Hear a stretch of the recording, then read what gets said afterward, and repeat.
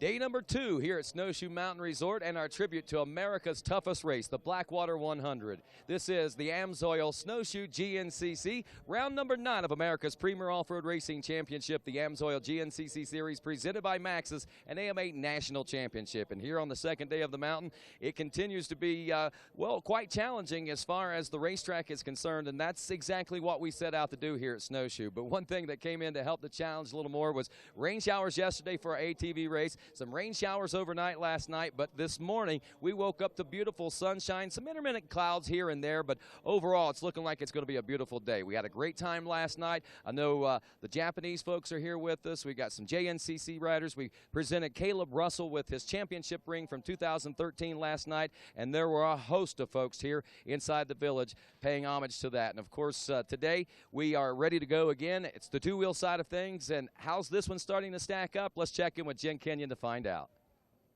That's right, Rodney. We are 9 rounds into the 2014 season, and so far the championship chase has been all about the factory FMF KTM teammates of Caleb Russell and Charlie Mullins. Between the two of those riders, they've captured every overall victory here this season, but we do know that Charlie Mullins will not be riding this one. He has a wrist injury. He's going to be out for potentially a good part of this season, so it's all up to Caleb Russell right now in that #1 position in the points lead. However, with Charlie Mullins out, I know there's a lot of riders that want to have that opportunity to get on that podium. We've got guys like Josh Strang, who sit in the 3rd place position in points. Josh has a win here at Snowshoe before. We know he's really hungry to get that first victory of 2014, so we know he's going to be a tough one here today. We also have guys like Thad Duvall, who came very close to winning this race last year in 2013. Thad's going to be starting on the 3rd row today. Due to the point system, he's 11th place in the points. He's had some bad finishes due to mechanical errors, but Thad's going to have a really good opportunity to make up some time on that time adjustment. So we're going to keep an eye on the 989 out there for sure. We've got Chris Bach. He's always a strong contender. He's got the #3 plate. But let's not forget about the NFAB and Pro Yamaha teammates, Jordan Ashburn and Paul Whibley. Jordan Ashburn has had a very strong season. He's sitting there in the 4th place position. He's right there on the border of making those podiums every round. Jordan's a tough rider. These treacherous conditions could lend a hand to his riding ability, so we're definitely going to keep an eye on him for sure. We've got XC2 points leader Grant Baylor. He's always strong in any kind of conditions. He's going to be running up there with those XC1 guys today, so that could help Grant out. Maybe he could finally get that #1 overall position that he's become so close to getting here this season. Of course, we've got his brother, the factory KTM rider, Stu Baylor. Stu, he could be a curveball here today. He is very good in these conditions at Snowshoe. He likes that rough and technical stuff, so we're definitely going to keep an eye on Stu out there as well. But for now, Rodney, we're going to send it back to you and get today's lineup. And now it's time to meet our starting lineup for this 9th round of America's premier off-road racing championship, the AMSOIL Snowshoe GNCC. A little different than normal. We are going to introduce to you today the top 10 overall, and then of course the rest of our XC1 Pro. Rolling to the starting line first today is your current points leader. From Boonville, North Carolina, he rides aboard a factory FMF KTM, the #1 of Caleb Russell. Rolling to the line next, he rides aboard the #4. He hails from Australia, a former GNCC champion himself from 2010 on a Rocky Mountain ATVMC.com, NFAB and Pro Yamaha, Josh Strang. Rolling to the line next, he rides aboard the #7 machine, hailing from Cookeville, Tennessee, on an NFAB and Pro Yamaha, Jordan Ashburn. Rolling to the line next, he is an XC2 class racer, the XC2 points leader as a matter of fact. He rides aboard the #8 with a #1 representing his class title on a KTM out of Belton, South Carolina, the young Baylor boy of Grant Baylor. Rolling to the line next today, he rides aboard the #5, a former 2-time GNCC champion of New Zealand on an NFAB and Pro, the Axeman, Paul Whibley. Rolling to the line next, he's shared the points lead on a couple of different occasions. XC2 Pro Lights class. He's 2nd in 7th overall today aboard the #212 Paul Washington on a University Off-Road Viking Yamaha. rough and rowdy Ricky Russell. Rolling to the line next, aboard 10 machine. He hails from Morgantown, Pennsylvania, a rookie here in the 2014 season on a Husqvarna FMF PG Graphics Bell Ray backed Husqvarna, Andrew DeLong. Rolling to the line next, aboard the number 514 from Belton, South Carolina, on a factory FMF KTM, a former XC2 Pro Lights champion. We're talking about Stu Baylor. Rolling to the line today next, he's 10th in points, riding aboard the number 3 from Crown Point, Indiana, on a Rockstar Lucas Oil JCR Racing Honda, Chris Bach. And rolling to the line next, he rides aboard the number 989, a West Virginia native. Been on the podium here several times, nearly winning in 2008 from the XC2 Pro Lights class. He rides on a RideMPS.com Amsoil Honda from Williamstown, West Virginia, Bad Thad Duval. Rolling to the line next, aboard the number 12 machine from Moorville, North Carolina, by way of Japan, a former GNCC, that's the Japanese cross-country champion on an HR Motorsports, Palmer Motorsports Thumper Racing Honda, Takeshi Koikata. Rolling to the line next, he rides aboard the number 264, a former motocross and supercross great from Akron, Kentucky, on a Rockstar WMR Performance KTM, Ryan Sipes. To the line next, aboard the number 9. He comes from England. He is backed by Maxis and Climb, as well as Dirtwise Riding Academy on his KTM, a former XC2 Pro Lights class champion, UKJT, Jason Thomas. Next, the number 16 from Morrison, Illinois, on a Woodstock KTM, backed by Fly Racing, CD Boots, Maxis, and PG Graphics, Adam Bonor. The number 308, he hails from Conley Springs, North Carolina, welcoming back Jesse Robinson. The number 366 from Salem, Ohio, welcoming back from retirement. He's been on the podium more than once here. We're talking about JJ Jimmy Jarrett.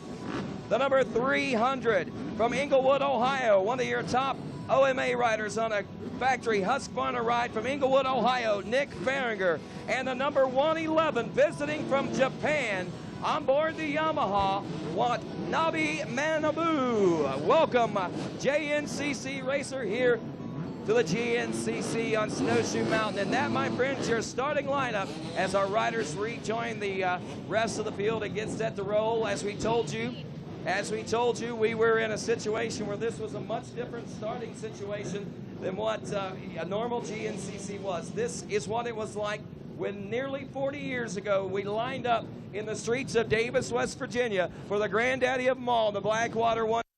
Rows of 5 riders rolling into the first turn. However, this one will be absent one rider on the front row because Charlie Mullins is absent due to injury. He is still second in points. But on that front row today, Caleb Russell, Josh Strang, Jordan Ashburn, and Grant Baylor ready themselves as Ricky Towery lets them know we are now less than 1 minute away from getting things underway here today.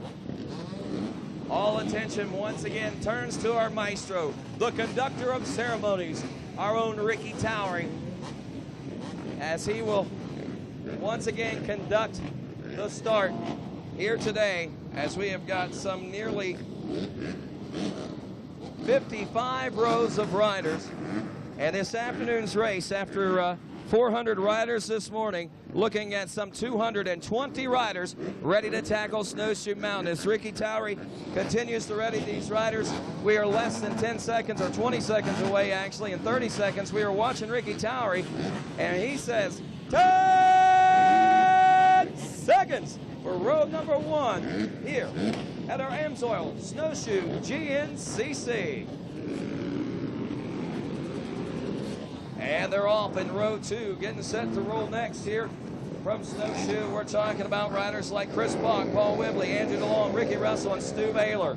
Row 3, Takeshi Koiketa, Lane Michael, Trevor Bollinger, Ryan Sipes, and Bad Duval. Row 4, Jason Thomas, Shane Hufford, Craig DeLong, and Jesse Grome. 5th row, Adam Benor, Watanabe Manabu, Nick Berenger, Jesse Robinson, and Jimmy Jarrett. Welcome back to the GNCC Racing Nation. Row 6, Jedediah Haynes, Chris Douglas, Nick Davis, Ryan Lojak, Mark Horesco, and Matt Harrington, your XC2 Pro Lights off and rolling. Row number 7, one of West Virginia's natives. Don't count him out for the possibility of a win today, the 345 of Ryan Eccles. Row number 8, the Love Machine himself, making the return here to Snowshoe Mountain, the number 25 of Zach Love. Up next, row number 9, we're talking about Sam Evans, Big Sam in his XC2 Pro Lights, and Derek Allen, ready to rumble. Row number 10, Michael McGuinness, Alex Binhart, and Colin May from New Zealand, XC2 Pro Lights. Off and rolling. Up next, row 12, we've got 4-stroke K-Lights, 6 riders on this row: Brady Myers, Alex Teagargan, Luke Parsons, Evan Earl, Joshua Lee, and Jake Froman off and rolling. Row 13, Tyler Braniff, Mac Jones, Van McCarran, Ryan Slumko, Evan Smith, Cody Jeffers, and Tristan Landrum. Row 14, Bob Dunlap, Zach Hayes, Timothy Murphy, Hunter Williams, Cliff Oosley, Vincent Smith, and Aaron Coxon.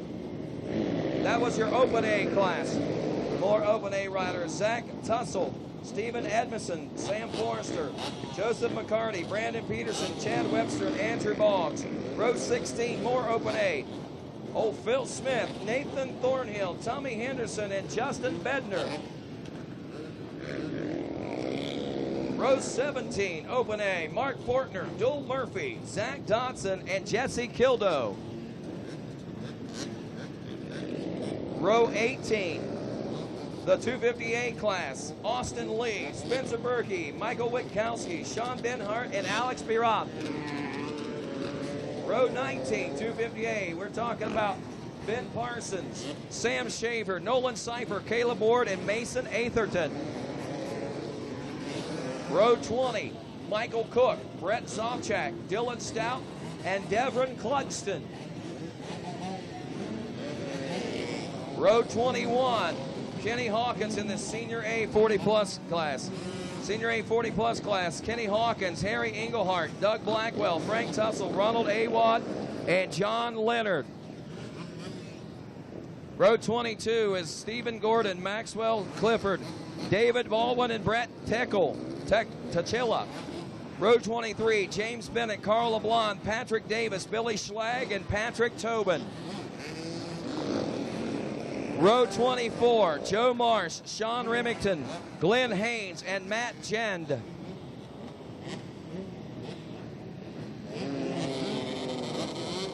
Row 25, Big Jim Steiner. This is Vet A, Joseph Kessler and Chance Baker. That was the second row of the Vet A. 27, row 27, Vet A rider John Beaver getting set to roll, your last Vet A rider. And up next is our 200A class with Logan Papool, Chris Vendetti, Clint Masters, Michael Pillar, Brandon Gearing, and Jonathan Johnson. Row 29, 200A continued, John Hugel, Zachary Ferentz, Nick Mellinger, TJ Snow, and Tom Delphin. Row 30, Scott Campbell. This is Senior B 40-plus. Scott Campbell, Michael Bryant, John Kohler, Jay DeBerry, and Mark Federico. Row 31, Senior B, Charles Ultimus, Noel Corwin, Daniel Powers, Robert Schlossweek, Aaron Gibson, Richard Schaefer, and Tim Taylor. Row 32, Devin Ferguson in your Senior B class. Then 4-stroke B lights, Justin Leonard, Trey Jefferson, Krista McManus, Sean Daughtery, and Braxton McGee. More 4-stroke B lights, Michael Tetlow, Colton Hawk, Garrett Coe, and Alex Ankrum. Row 33, ready to roll. Row 34, Four-stroke B lights riders Hunter McDaniels and Eero Neiman. Senior B, Jeffrey Harold and Harold Marshall. And four-stroke B lights racers Chris Lemasters and Edward Henderson. 250B, row 35, Colin Keegan, Luke Rush, Regis Calfo, Kobe Beckert, Joshua Catch, and also Nick Johnson. Row 36, 250B, Brandon Boyers, also Kevin Sulfan. Continuing there on that row, other riders include, actually those were only two. Next is the 250B class with Zach Perry, Austin Goldberry, Billy Seglia, Kenneth Seglia, Carson Manheiser, and Charles Morrison. 38 ready to roll next. Frank Gallo, Matthew Donahue, Andrew Thomas, Michael Atherton, Corey King, Jojo Bowden, and George Shell. Row 39 coming up next is Garrett Ward, Will Hart, Gary Inman, Ryan McManus, Thad Workman, and Dominic Wright. Row 40, 250B class, Chuck Upperman and Cody Martin ready to roll. Row 41, 200B class, Russell Smith, William Ruckle, Zachary Hugel, and Braden Moore. Row 43, Connor Karkowski, Richard Atherton, Neil Inman, Connor Campbell, and Michael Nethkin.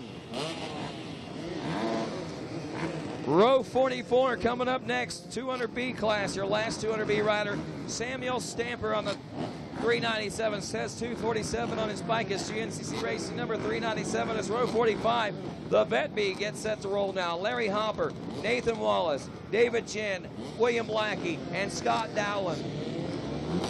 Row 46, Henry Petman, Chris Levin, Kyle Milne, along with Tom Barry, James Adele, Tom Truxell, and Patrick Mosley. Row 47, Ryan Inman, Jeremy Randolph, Tyler Anderson, and Jordan Burkhart. Row 48, Open B, second row there, CJ Setzinger, also Nick Neiman, and Tom Wager ready to roll next. I got Devin Gold, Bobby Lemasters, Colton Wilkes, Daniel Sladovnik, Open B, ready to roll.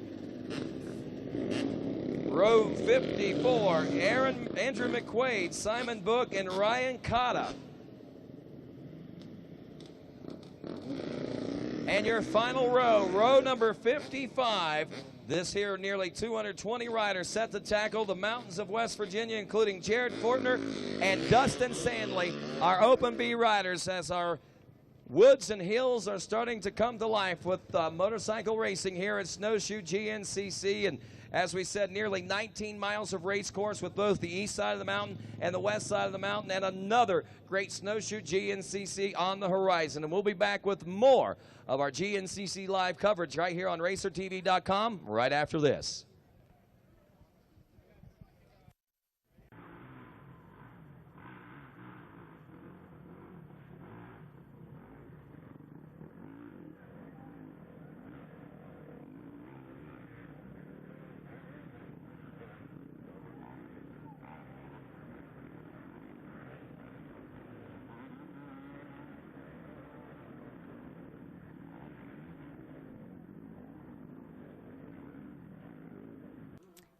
All right, and welcome back to GNCC Live here on RacerTV.com. If you're just joining us, we appreciate you tuning into our broadcast. For those of you here at Snowshoe Mountain Resort, welcome to RacerTV.com. My name is Jen Kenyon, and we're joined here by XC1 Pro ATV racer Johnny Gallagher. We're going to be calling all the action here today, joined by, of course, Rodney Tomlin. He just got done giving us the rundown on the starting line.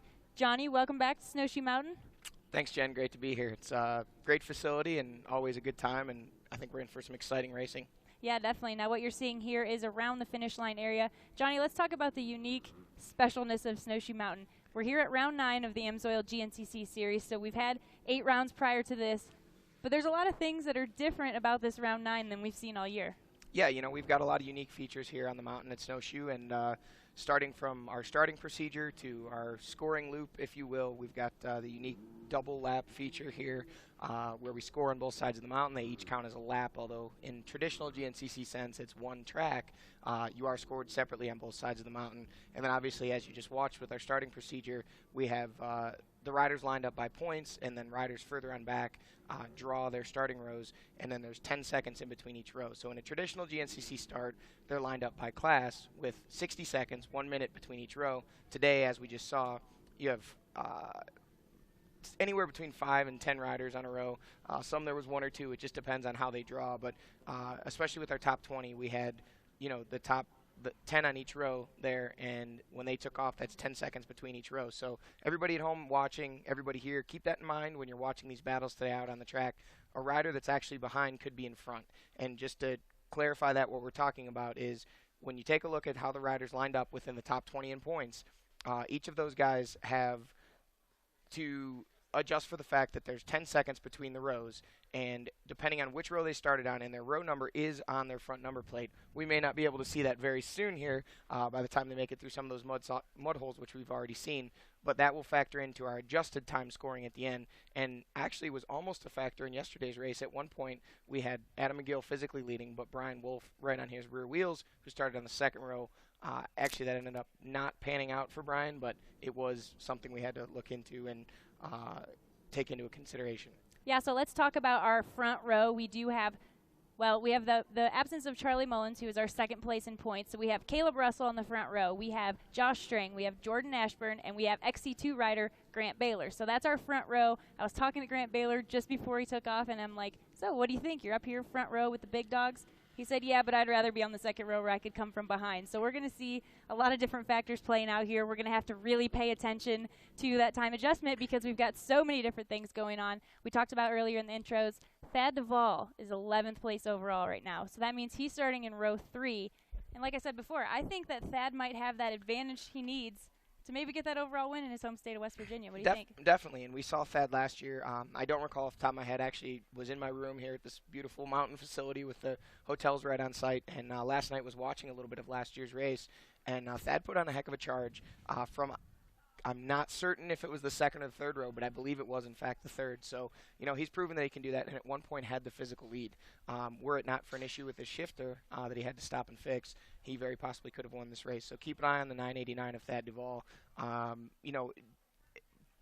Speaking from personal experience yesterday, that 10 seconds between rows does play in because at one point I've struggled with points throughout this year and was on the 4th row, sitting 17th in points, and at one point I think I was up to 3rd on corrected time, even though I sat 9th or 10th physically on the track. But because of the way this course is, it's very technical.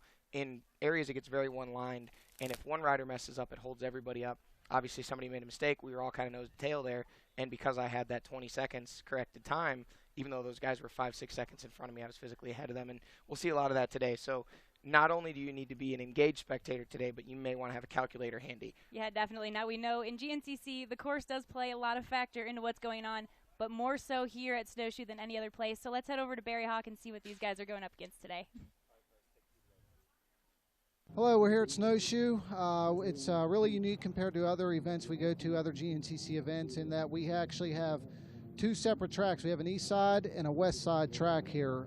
When they take off the start, they are going to do the east side, which is where the 10 o'clock races went. And that side, Bjorn Hamrick laid out that entire side. I didn't get over there, but talking to him, he said there's quite a few mud holes down there, and I do know from the morning race here and the guys talk, there was a couple spots got really bad and they had to reroute part of the track. So, and there's always the infamous Howard hole, we call it. It's at the 1 mile marker.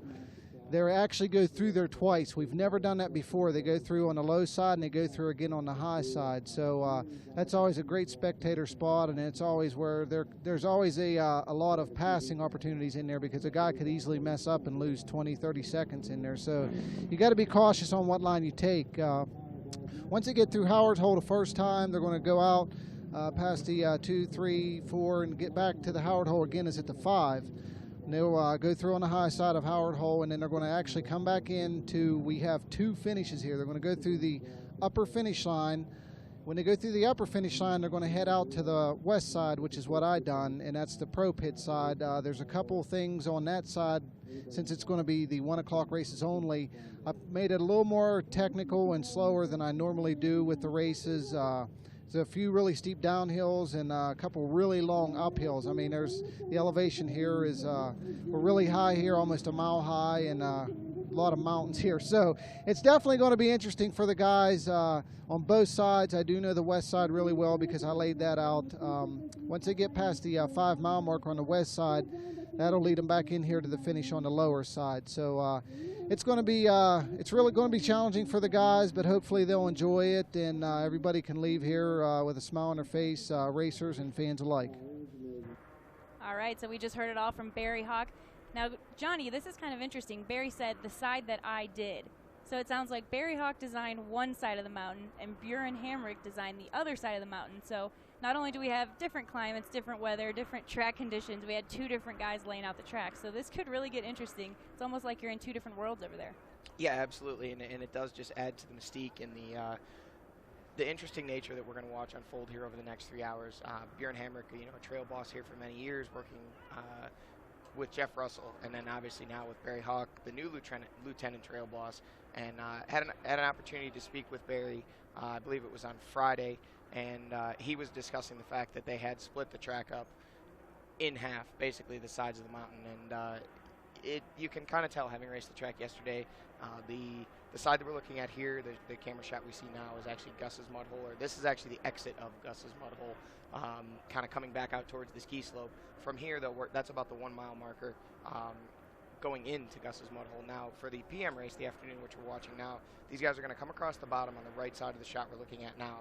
They'll work their way all the way out to the other side of the mountain, come down a really gnarly downhill, and then into the kind of the heart of Gus's mud hole. So there's so much treacherous stuff over on that side of the mountain, which I guess would be the east side of the mountain, and the side that Bjorn did, and then over on the other side of the mountain, which Barry laid out, it's kind of a different, it's an entirely different feel. There's a lot of green. Everything was kind of untouched and new looking yesterday. Obviously it's going to be a bit chewed up from yesterday's race, but some really gnarly descents. There's more ski slopes over on the east side of the mountain where Gus's mud hole is, where they went first. The other side of the mountain is more kind of rugged and gnarly, not as chewed up from races past. So it's 2 distinctly different tracks, actually. Yeah, and as we wait for our leaders to come by, we're all speculating. We want to know who's out there, what they're doing. So we ask you guys back at home, or if you're here on Snowshoe Mountain and you're connected to the Wi-Fi, we want you to tweet your top 3 podium predictions. We want to hashtag GNCCLive, and of course tag at RacerTV. That's our RacerTV official Twitter handle. And you don't have to be right. Johnny, we guess about these podiums all the time. Most of the time we're wrong. You never really know in GNCC.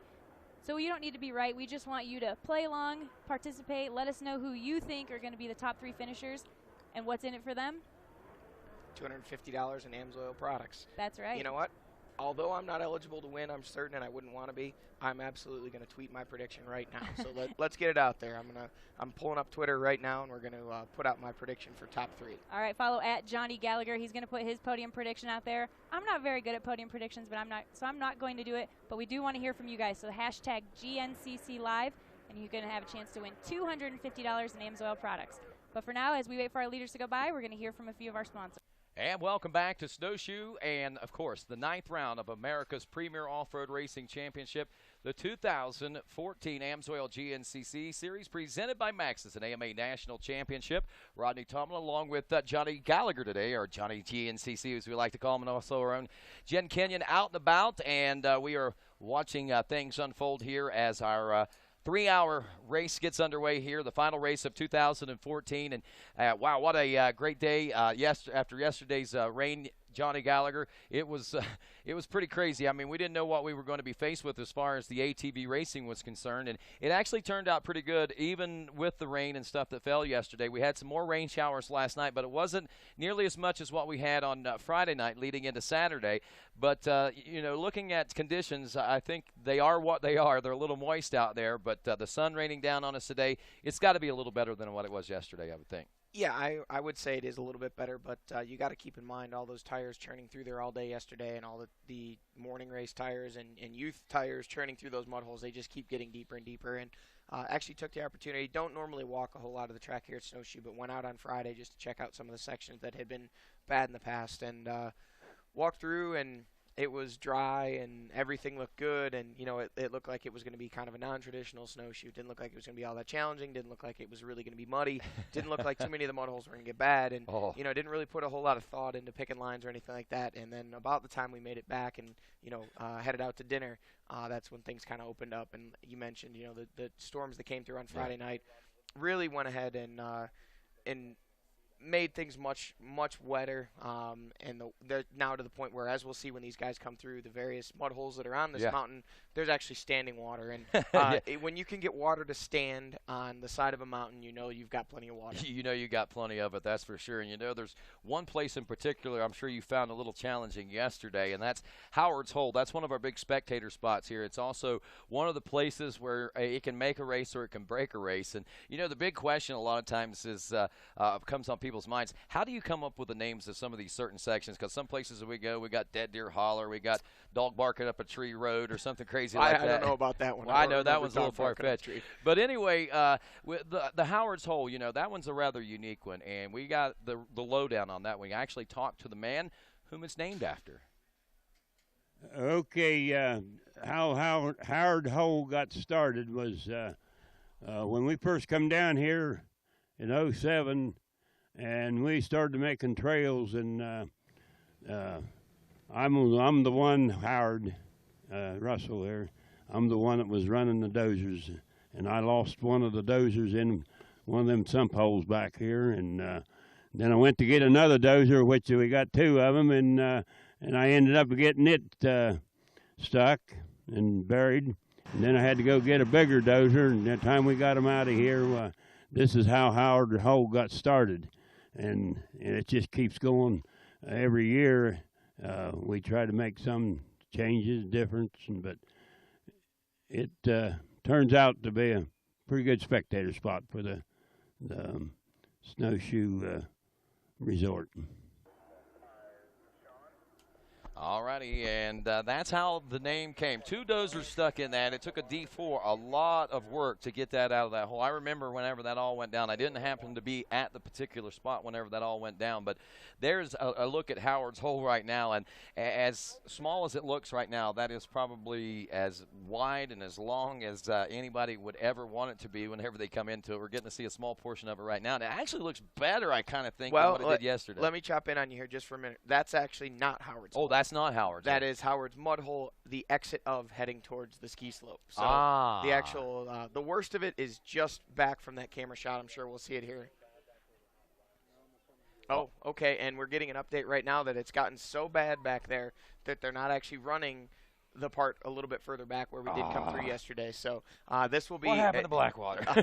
Well, honestly, I was down there this morning during our morning bike race, and there was so many spectators, and they're all trying to help, but at some point there's nothing you can do. Right. Bikes are buried up to the frames and over the gas tanks, and that's not an exaggeration. I mean, there was bikes completely buried out of sight. All you could see was the handlebars. So obviously these track crew guys are burdened with the responsibility of making a raceable track, and that's what they're trying to do for us here. And we mentioned the rain on Friday night, and it really has saturated this place. I mean, like I said, when we walked on Friday, we were walking dry ski slopes, we were walking dry trails, and they added a lot of new trail. And I don't know if they were anticipating or just trying to make some new and exciting trails, or if they were anticipating the rain. But it's a good thing they did, because they're having to cut out a lot of the worst stuff just because of the amount of rain that fell on Friday. Well, I know that they look at that pretty closely leading into the weekend of racing, and a lot of times you wonder, why is this racetrack so easy, or why is it so this or that?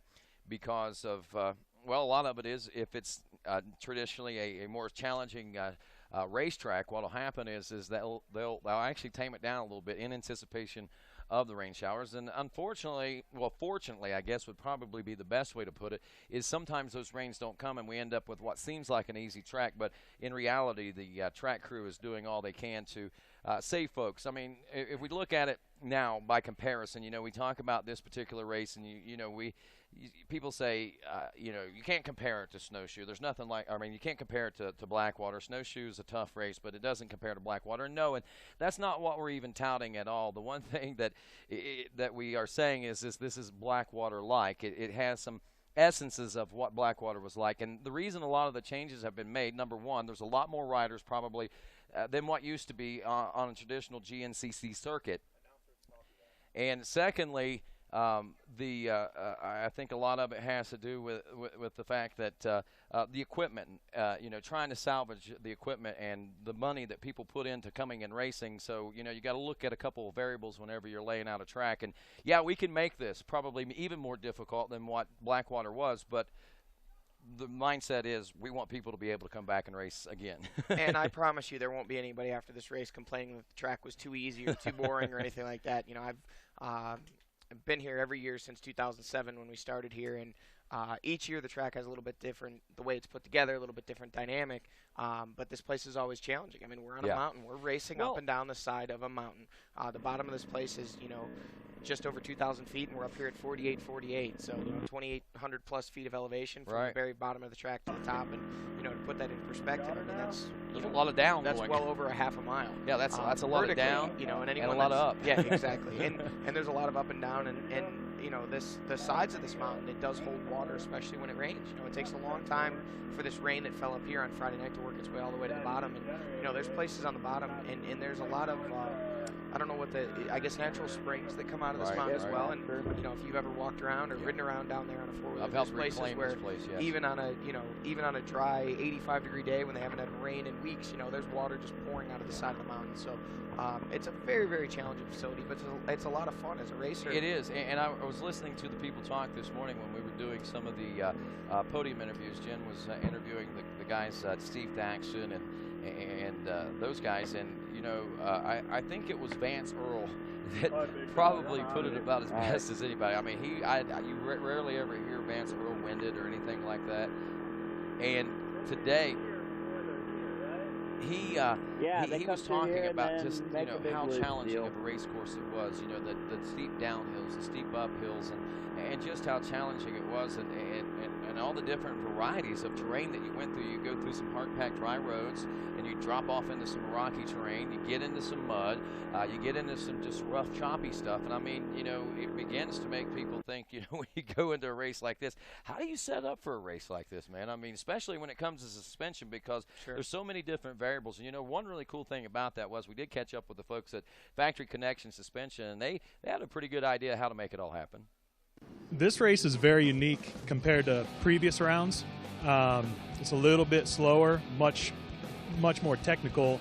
Obviously, it's tighter, way rockier.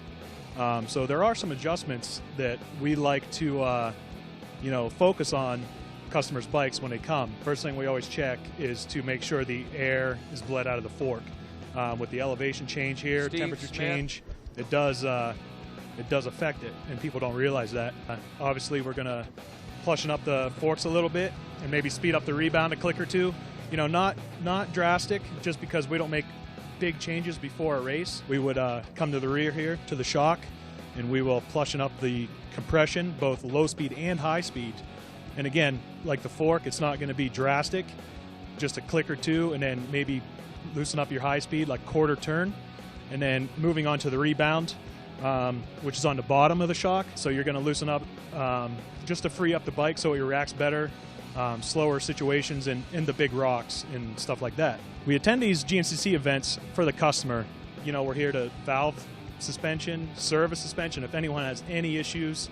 And again, we're also doing some support for the pro guys. If they, have any questions, that's why we come to these things. And again, because everyone's passionate about the sport.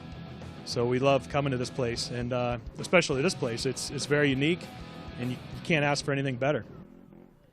And leaders down at Howard's Hole, and that gives you an idea what the suspension setup is like, as that's Caleb Russell making his way through. And yes, that has changed so much since yesterday and even this morning. Obviously, it's a little different area than what we've been accustomed to seeing, but regardless, it's got its challenges.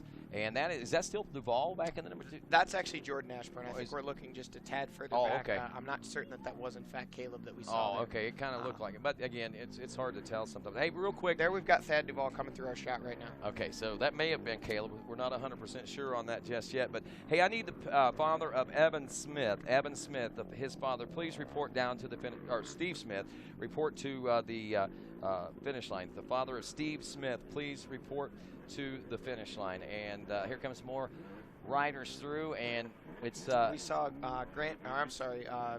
Andrew DeLong went through our shot there, and that's Grant Baylor. So keep in mind, Grant being an XC2 rider, but he did start on the front row. That looked like that was Josh Strang that just went through the shot there. Didn't quite get a real good look at him, but yeah, I mean, this is a treacherous section right here, and these guys, you know, the phenomenal talent that they have, the bike skills, the way they can just balance through there, but don't kid yourself. That's a very treacherous section, and as we see, even Chris Bach having troubles working his way through there. No goggles already, you know, and these guys are still out on their first loop. So imagine how bad things are going to get as they keep trucking along. For sure, and Bach, you know, with no traffic ahead of him, it might not be as big a deal right now not to have the goggles on. It could be maybe a little bit of an advantage, at least for the moment, but you still get a lot of spray up off those front wheels, and if he gets any mud in his eye, that's definitely going to hamper his abilities and his riding today, so he won't be able to play catch-up if that happens. But the cool thing about it is I'm sure when they come around for a lap complete and hit the pit area, they're going to get those fresh goggles on. It'll be a whole new Chris Bach whenever he gets back out there. And there we see, looks like Jason Thomas and Jesse Grom working their way through, so that's an XC1 and an XC2 rider. We also saw Trevor Bollinger appears to be in the second place physically in XC2. Now we'll have to keep an eye on the correct time as they work their way through.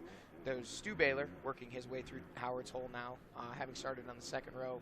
Looks like he's probably somewhere just inside the top 10 overall, if I had to guess. And you can see these. Now we've got Paul Whibley coming into our shot. Looks like Lane Michael behind him. Wow. You know, these are guys that started on the second and third row. Right, so. and that's kind of a surprise. I'm going to say it's kind of surprising me to see Whibley back this far, even starting on a third row even. I would assume and expect that Paul Whibley would have already muscled his way through, and it begins to raise the question as to whether or not the sternum injury that he talked about earlier in the season, if he might be still suffering a little bit from that.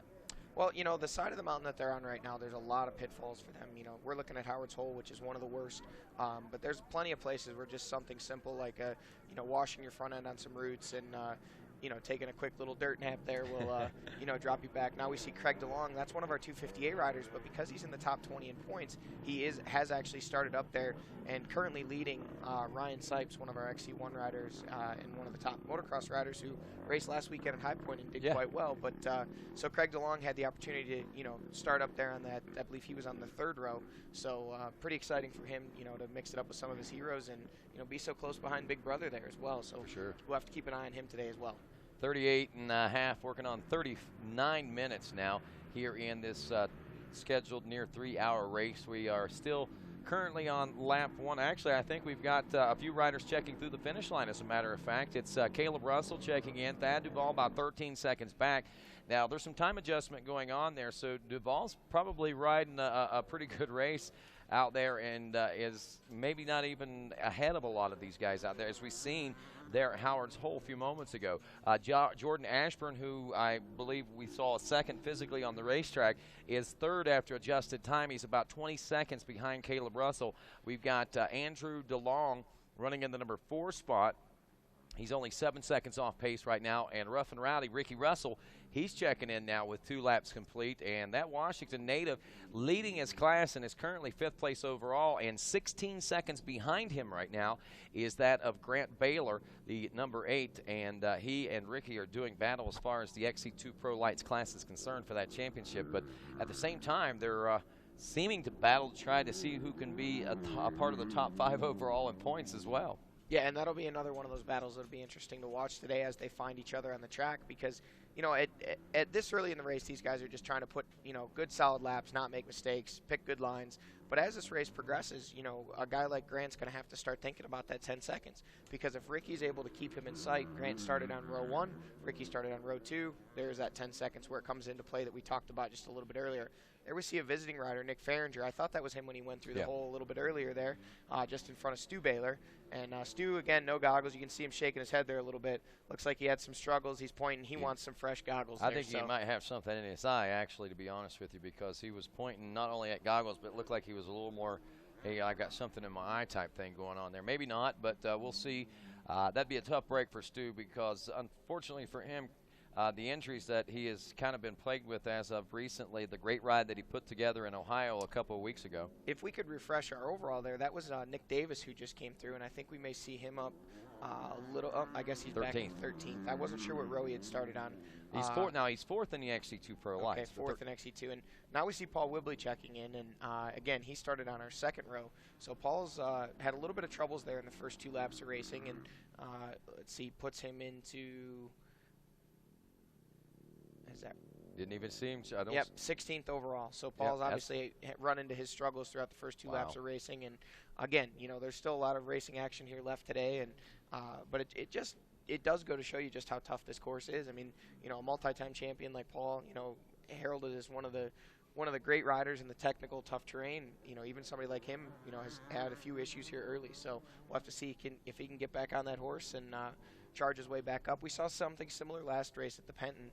You know, Paul had struggled early, and then next thing you know, as the podium battles were unfolding in front of us on that last lap, Paul was right in the mix. So you can never count out the old Axeman. No, you sure can't. And that's one thing we're not going to do here today, especially in the early goings of this.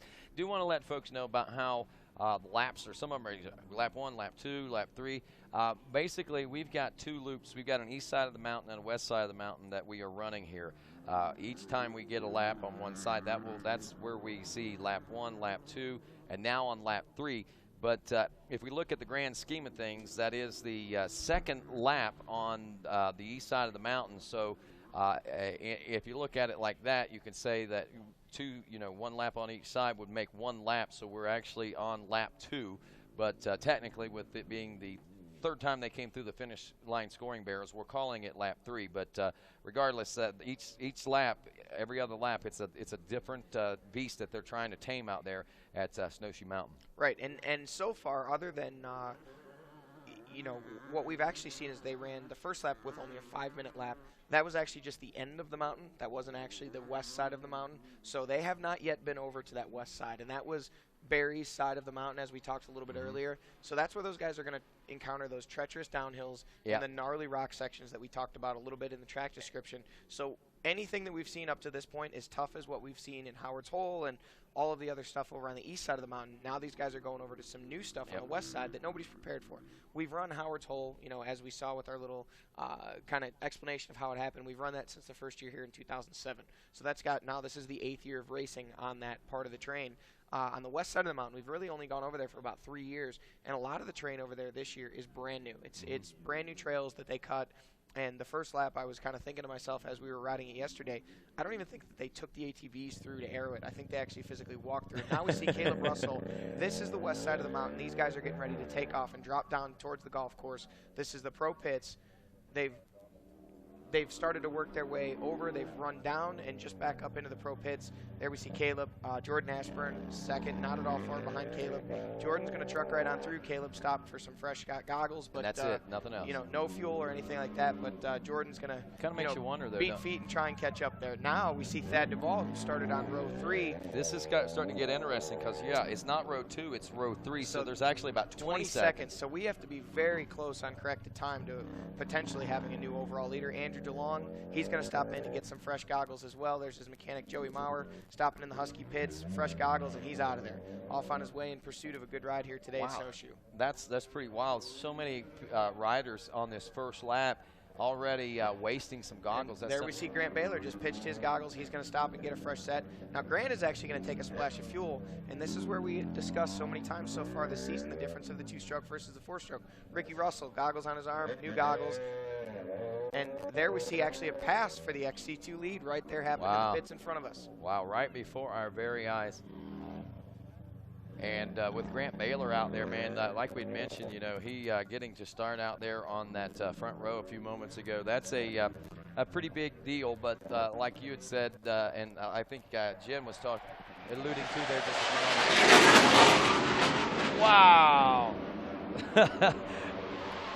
That right there, if you're wondering, folks, we are literally in a flight pattern of one of the bases not far out of Washington, D.C., and they just did a blow-by. They buzzed the mountain, so to speak, right there for the GNCC, if you heard that in the background.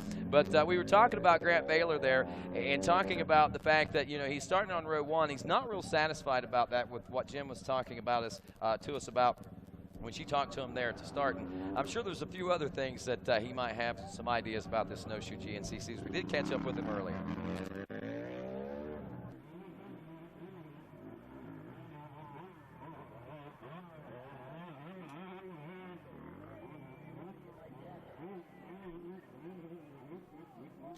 Well, we'll get to that in just a moment. We're back down here at Howard. Rodney, what I did notice there when Chris Bach stocked in the JCR Honda pits there, he asked for a wrench, and it looked like he was adjusting his rear shock. So I have to wonder if maybe this track is a little bit rougher than what these guys were anticipating. And it's not often that we see riders come in and make adjustments. No. You know, we noted the fact that most of the riders were just getting fresh goggles. We did see Josh Strang, Grant Baylor, and a few others did stop and take fuel in addition to goggles. And then we saw a few others, Jordan Ashburn, Trevor Bollinger, guys that went right through, no stop, no goggles, no fuel, no anything. But Chris Bach making a suspension adjustment. That surprises me this early in the race, but maybe it'll pay out for him later in the race. Yeah, especially, I mean, if you're not comfortable on something, especially the kinds of terrain that we're talking about here, a little more stiffer, those downhills and stuff, if you've got that suspension too stiff and it's bucking you off the bike, it's worth the extra time that you afford in the pits, because it will take you a lot longer to pick yourself up, chances are, and if you don't get hurt in a situation like that. So I would say, though it is a time coster, it might save him time in the future.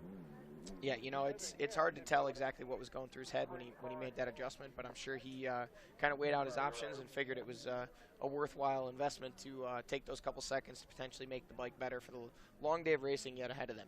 A little over 47 minutes now as we approach 47.5 minutes into this battle. Caleb Russell, Thad Duvall here is at Snowshoe, second. West Virginia, GNCC, and I'm starting on the first row today, 5th overall in points, so it should be good, I think. There's that interview. We'll get back to that in just a couple of moments. But anyway, Russell, there Duvall. Jordan Ashburn coming by our camera shot. Oh, okay. Did you see that big rock he kicked up with his rear wheel? That was a big one. And that really shows you just how challenging this can be. And now imagine if you were another rider following Jordan down that downhill and that rock kicked up. You'd have to avoid that thing at speed. I mean, they're clipping through there 35, 40 miles an hour. Now we see Thad Duvall hard on the gas, physically in the number 3 spot, and we'll have to wait officially until he checks in at the end of the lap to see if he has eclipsed that 20-second time gap. Now, it did say he was 13 seconds behind Jordan Ashburn on adjusted time. As we start taking a look at adjusted time, the time for Caleb Russell when he checked in, 37 minutes, 45 seconds. Thad Duvall was 38 minutes, almost even. So actually it was about 15.5 second difference that we saw between Caleb Russell and Thad Duvall. And if he's able to make that up, then yeah, we could see him in that front number 1 position and not even be in the physical league. Could still be back there in the 3rd place position. But Jordan Ashburn is running in the number 3 spot after time adjustments. He is 6 seconds off the pace that Thad Duvall set at the end of that second time through the finish line loop. And there we also saw our XC2 battle work its way past our camera shot there, and that was Ricky Russell leading, both physically and on corrected time, being that he started a row behind Grant Baylor. Grant Baylor just behind him. Interesting to note, I did notice on the starting line that both Grant and Stu Baylor had trials tires on their bike. They were running something completely different. It's, for those not familiar, it's a very closely spaced knob where the knobs almost touch each other, and it's a very, very soft tire, almost gummy in texture. Kind of to grip those rocks, I think. Right. And, you know, maybe we can check in with Grant and see exactly what their thoughts were leading into this race today. Here at Snowshoe, West Virginia, GNCC, and I'm starting on the first row today, 5th overall in points, so it should be good. I think Caleb Russell's on my row, and Jordan Ashburn and Josh Strang, and Charlie's out, so it'll just be 4 of us on the front row. And then I got Ricky Russell starting the row behind me, and so hopefully he doesn't catch me all day, and I can just tag along with those top guys right there. And, you know, this has always been one of my favorite tracks. I like the technical stuff. So hopefully I can get up on the overall podium and hopefully be the first one to get the first overall from the XC2 class.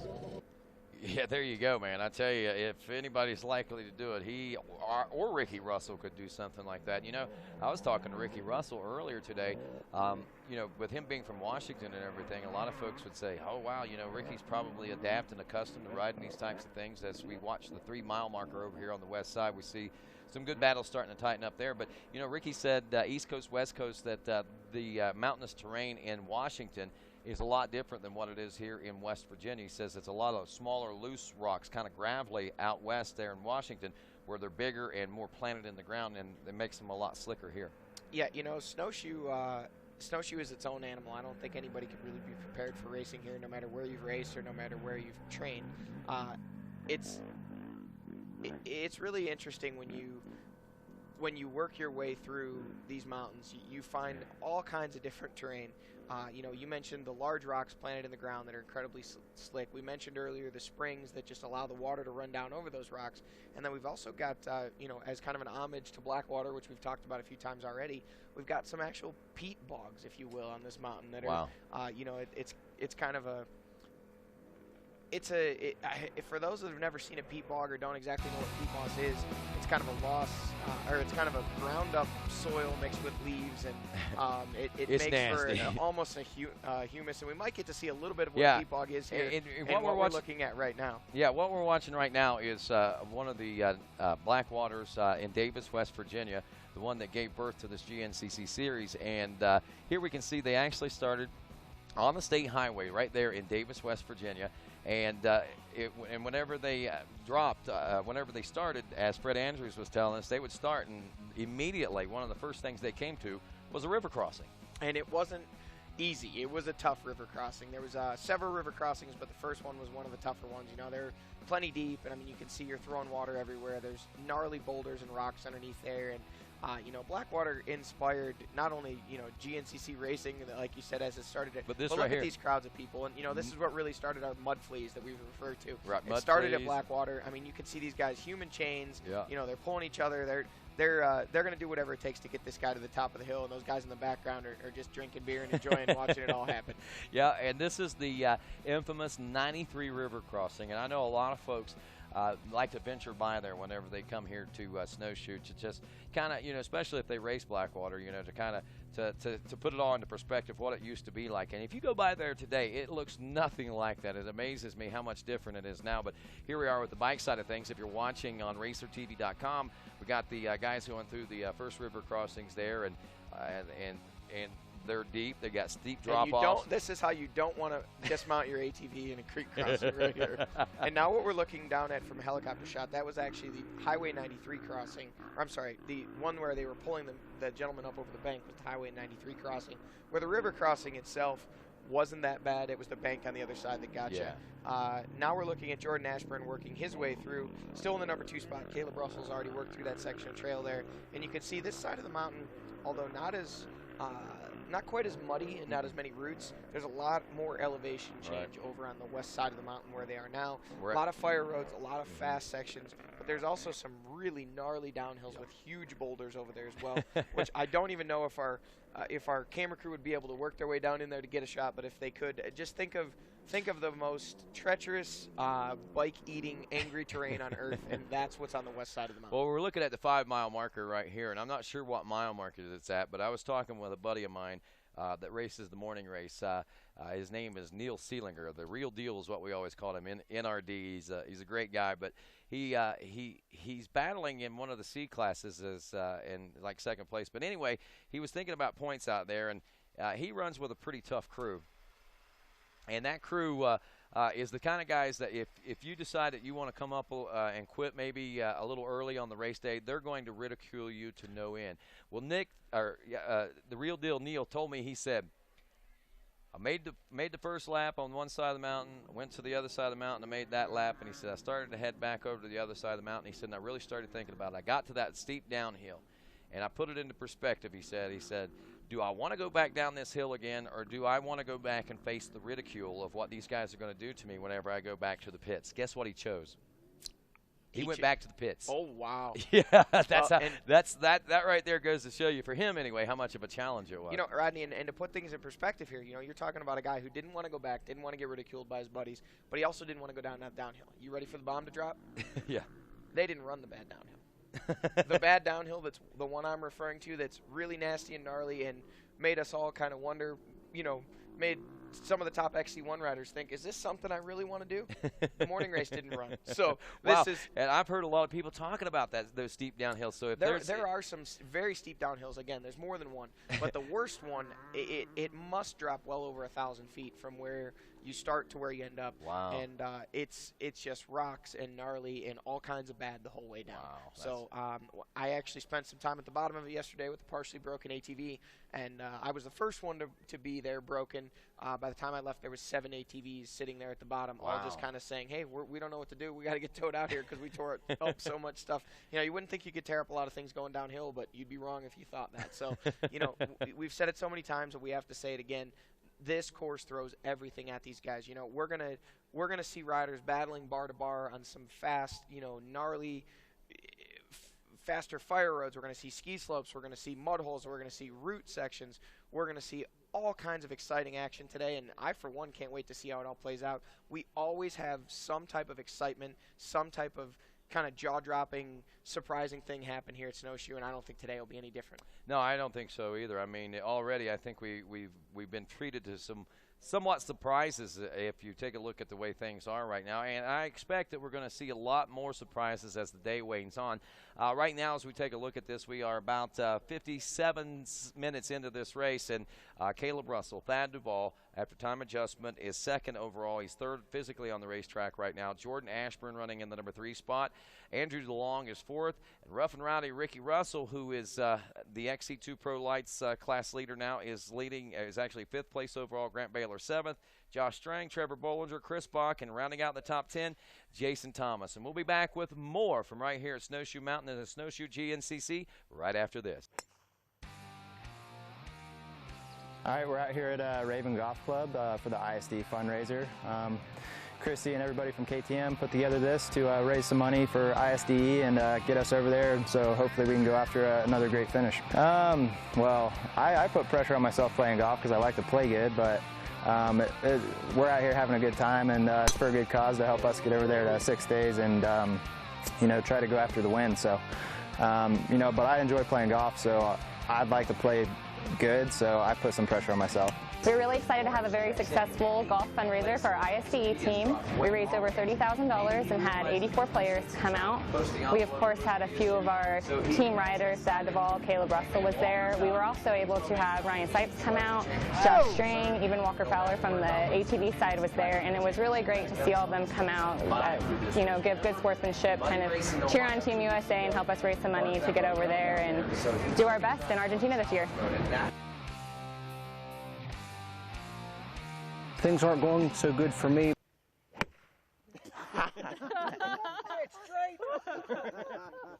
But luckily my team is helping me out, and it's all towards a great effort for the ISDE, and raised a nice chunk of change for those guys. I got to do the ISDE one time, and you know, it's a tremendous effort everybody puts in for towards that, and it's great to see everyone out here golfing today. All right, here we are, Snowshoe 2014, standing in front of the hole-in-one 2014 Silverado that Midstate Chevrolet is going to give away. Hopefully somebody will leave here with that thing, because I really don't want to take it back with me.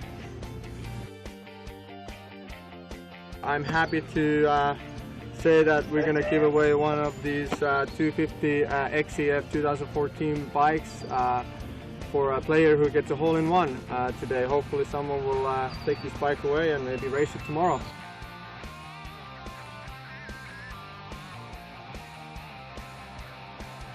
Should I practice? No. Practice is for people that don't know what they're doing. Obviously I do. Woo! Did you see that, boys?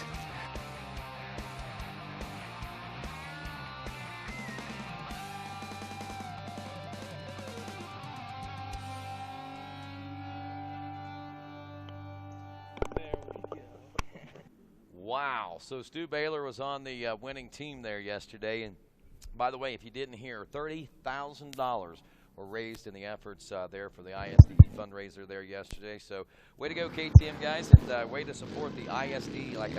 Hey, Jen Kenya standing by down by the finish line, I believe. What's going on, Jen? Yeah, Rodney, I'm not sure what you guys can see on the TV screen, but Thad Duvall just came through physically 4th place, and his pit crew was knocking his front wheel. So I have a feeling Thad had a little bit of a crash. He looks like he's okay. He just needed to straighten out those bars a little bit. 10-4 on that, Jen. And as we take a look at the results right now, after 3 laps of racing complete, which would be 1.5, I guess, here at Snowshoe. But regardless, Caleb Russell is still your leader. His lap time that time on that side of the mountain, 22:48. His elapsed time, 1 hour and 34.5 seconds. Jordan Ashburn checking in about 24.5 seconds back. His elapsed time, 1 hour and 59 seconds. And then Andrew DeLong now moving into the number 3 spot, 48 seconds behind Jordan Ashburn. 1 hour, 1 minute and 37 seconds. And Thad Duvall, as she mentioned, coming in with some looks like maybe a bit wheel or something like that. That West Virginia native, 25.8 seconds back, and he is now 4th place overall. His elapsed time, 1 hour, 1 minute, 24 seconds. And as we are watching right now on RacerTV.com, Johnny, this is some NBC sports footage that we are looking at right now, kind of raw footage, if you will. And maybe you can take us through this section of the racetrack right here, because as rough as it looks, it don't look that bad, but I have a tendency to believe that maybe looks can be deceiving. Well, keep an eye on how much these bikes are moving around under these guys as they work through their way through. I mean, normally when we see these guys working through a section like this, you know, they're up on the pegs, they're in one rut, and they're on the gas. I mean, you can see the bikes just bouncing underneath them. There's rocks underneath that water in the mud. And this was on the first lap, so you can see that the track had kind of settled since our morning race, and it's just incredibly slick. I mean, these guys are very, very talented athletes and really have great bike skills to be able to keep these bikes under them. I was out actually checking out quite a bit of the morning race during the earlier AM race, and there was times where there was 100+ riders stopped in one section. So that's I mean, crazy. Even something like that kind of looked tame enough, it's not. It's incredibly difficult even just to make it through there. And we see Caleb did have roll-off film kind of streaming behind him early in the race, so that explains why we did see him make that pit stop for goggles. And this is one of those bike-only sections. You can see how much tighter this section of the course is for these guys. And I mean, they're going downhill, they're going across sideways on the hill, they're going uphill, a little bit of everything. I think they're going at right here through this section, and it's not real wide if you look at that. I mean, there are plenty of room to get through there, but I'm sure there are other sections that through this part of the track that maybe even get a little tighter than what we're looking at right now. Yeah, and this footage was from earlier today, and interesting to note that Ricky Russell had very quickly worked his way up to 3rd place overall physically. That's when Thad Duvall, and now we see that's Andrew DeLong coming through the shot there. Now these guys have kind of mixed up the running order since then, but one thing remains the same, and that's Caleb Russell out front, and also Jordan Ashburn still in that number 2 spot. So those guys got out there early and kind of picked their way through these sections, and you can see just how slick it is. Josh Strang up on the pegs, 1 foot off, kind of wheeling his bike around that corner, drifting, if you will, and definitely slick conditions here on the mountain today. Speaking of drifting, man, that smell from the junction right over there keeps drifting right into the broadcast studio. For you folks that are here at Snowshoe, be sure and stop over and grab lunch. They're serving it up here in the village, and again, a unique aspect of this Snowshoe GNCC, the fact that we are racing in a village or at the top of a mountain where the village, we have the podium in the village. Last night during presentations of the ring for Caleb Russell, this place was packed. There was a sea of people as far as I could see left and right. They were from one side of the village to the other and as far back as I could see. And this place offers up a great atmosphere. Lots of shops just to shop in, lots of different restaurants to eat in. There's a lot of other shops where you can rent bicycles. You can rent those things you stand. What are they called? You stand up and ride. Segways. Segway. They actually do offer off-road Segway tours here, and we checked out some of the trails last year when they were down there, and pretty neat to see that those things can work their way through such rugged terrain. It sure is, and that's the kind of terrain that they're faced with out there. Is things just like this right here, what the guys are going through or went through earlier, and they're going through again here in just a little bit. But right now we're about an hour and 7 minutes into this race. Again, Caleb Russell, Jordan Ashburn, Andrew DeLong, Thad Duvall dropping to 4th after on a time adjustment, being in that second place position. Rough and Rowdy, Ricky Russell was 5th place. Grant Baylor 6th place. Those are your XC1 and XC2 Pro Lights leaders, 1st and 2nd place. They're 5th and 6th overall. Josh Strang is the 7th place overall ride on board the number 4. Nick Davis, as you had mentioned there a little bit ago, seemed to be keeping close toe with what was going on there. Davis, the 222, is running in the 3rd place position of the XC2 Pro Lights, about 14 seconds off pace, I believe, of the front 2 runners there, and Davis is 8th place overall. Trevor Bollinger, also XC2 Pro Lights, 4th in that class. He's 9th overall. And Jason Thomas, the rookie in the XC1 Pro class and a former XC2 Pro Lights class champ, number 9, is running in the number 10 spot overall. A lot of XC2 Pro Lights riders up there in that top 10 right now. If I'm counting them right, I think there's 4. So, you know, being 6th place in class right now is not really a huge advantage for you whenever you're looking at overall points for your score. Well, you know, we see so many riders in the top 10 of our XC2 riders in the top 10 and top 20 overall, but, you know, one thing we kind of may forget here is that this was the closest, at least unless my memory fails me, closest we've ever actually seen an XC2 rider to taking the overall. Yeah. You know, we saw Grant Baylor several times, you know, 2nd at our last race at the Penton, surprised us all on that last lap, put in that great lap, ended up on the overall podium, 2nd place overall. Fantastic ride for him. I think it was like 4 seconds though, wasn't it? No, actually, Caleb won by several minutes, actually. Oh, okay, He was 4 seconds over the 3rd place rider. That's what it was. That's but, what it was. yes, Caleb won by about 2 minutes there. That's right. I knew there was a 4-second. Earlier this year, we did see Grant come very close and also get 2nd at our Georgia race, and I think he was just over a minute or around a minute off of the overall lead. But if we go back historically, unless my memory fails me, and Rodney, you and I go back and forth on this all the time, the closest we've ever actually had a rider come to winning an overall from the XC2 class on the motorcycle side of things would have been Thad Duvall here at Snowshoe in the battle with David Knight in 2007 or 2008. 2008. And I believe it came down to 2 seconds was the difference. I know I did some research coming into this one, and let's see, where Thad Duvall finished, he's finished on the podium here 3 times, the most of any rider currently in the XC1 class, and I think I was thinking it was more along the lines, and maybe a second or so. I'll look that up here in just a moment just to get the specifics on that. But, yeah, it was some very close. And I think you're right. I think this is the closest margin we've had as far as the overall is concerned. And as we talk about winners and margins of victory and so forth, it begins to make me wonder who's going to be on the podium. And I'm sure there's a lot of folks that have their idea of who's going to be, Johnny, and that's why we've got that Twitter contest again. Yeah, you know, I put my predictions in earlier. Rodney, or did you get yours in yet? No, I don't have cell phone service, so okay. I do have it on my iPad. You're just afraid you can't quite get, you can't hang with me? Is that what? It's not just that. It's just that I don't know who's going to win. I don't even want to take a stab at it. Hey, everybody should take a stab at it because everybody has a chance to win $250 in AMSOIL products. All you have to do is tweet your podium finishers to #GNCCLive for a chance to win those products. The winner is chosen randomly. You don't have to get the podium finishers in order. You just have to make your prediction via Twitter. And it looks like Rodney's logging into his Twitter account on his iPad right now since he says he doesn't have cell phone service. So but I do have internet service right here with the TV, so I'm going to do my prediction, and then I'll let you be surprised at what my prediction is. I put my prediction in before we actually saw the riders check in that second time, so I'm not trying to hold off and get any additional information. I think mine was Caleb Russell, Thad Duvall, and Josh Strang were my prediction for the top 3 in that order. And then our pit reporter, Jen Kenyon, actually said that I stole her podium prediction. So I guess, you know, you probably want to go with something different. You don't want to copy us, Rodney. Yeah, come on, Johnny, stealing my stuff. Hey, great minds think alike. I didn't know what you were thinking. I just I went with my gut, and that's what my gut told me. So we got about 2 hours of racing action left before we find out just if Jen and I are the smartest people on the mountain. All right, I just tweeted mine. Let's see what Rodney's got. All right, let's see if it went on right. So those of you that follow Rodney Tomlin on Twitter, it's at HotRodney22. And we've got our Jason Hooper, our RacerTV cameraman, who was watching from home this weekend, recovering from that leg injury sustained at the Masontown GNCC.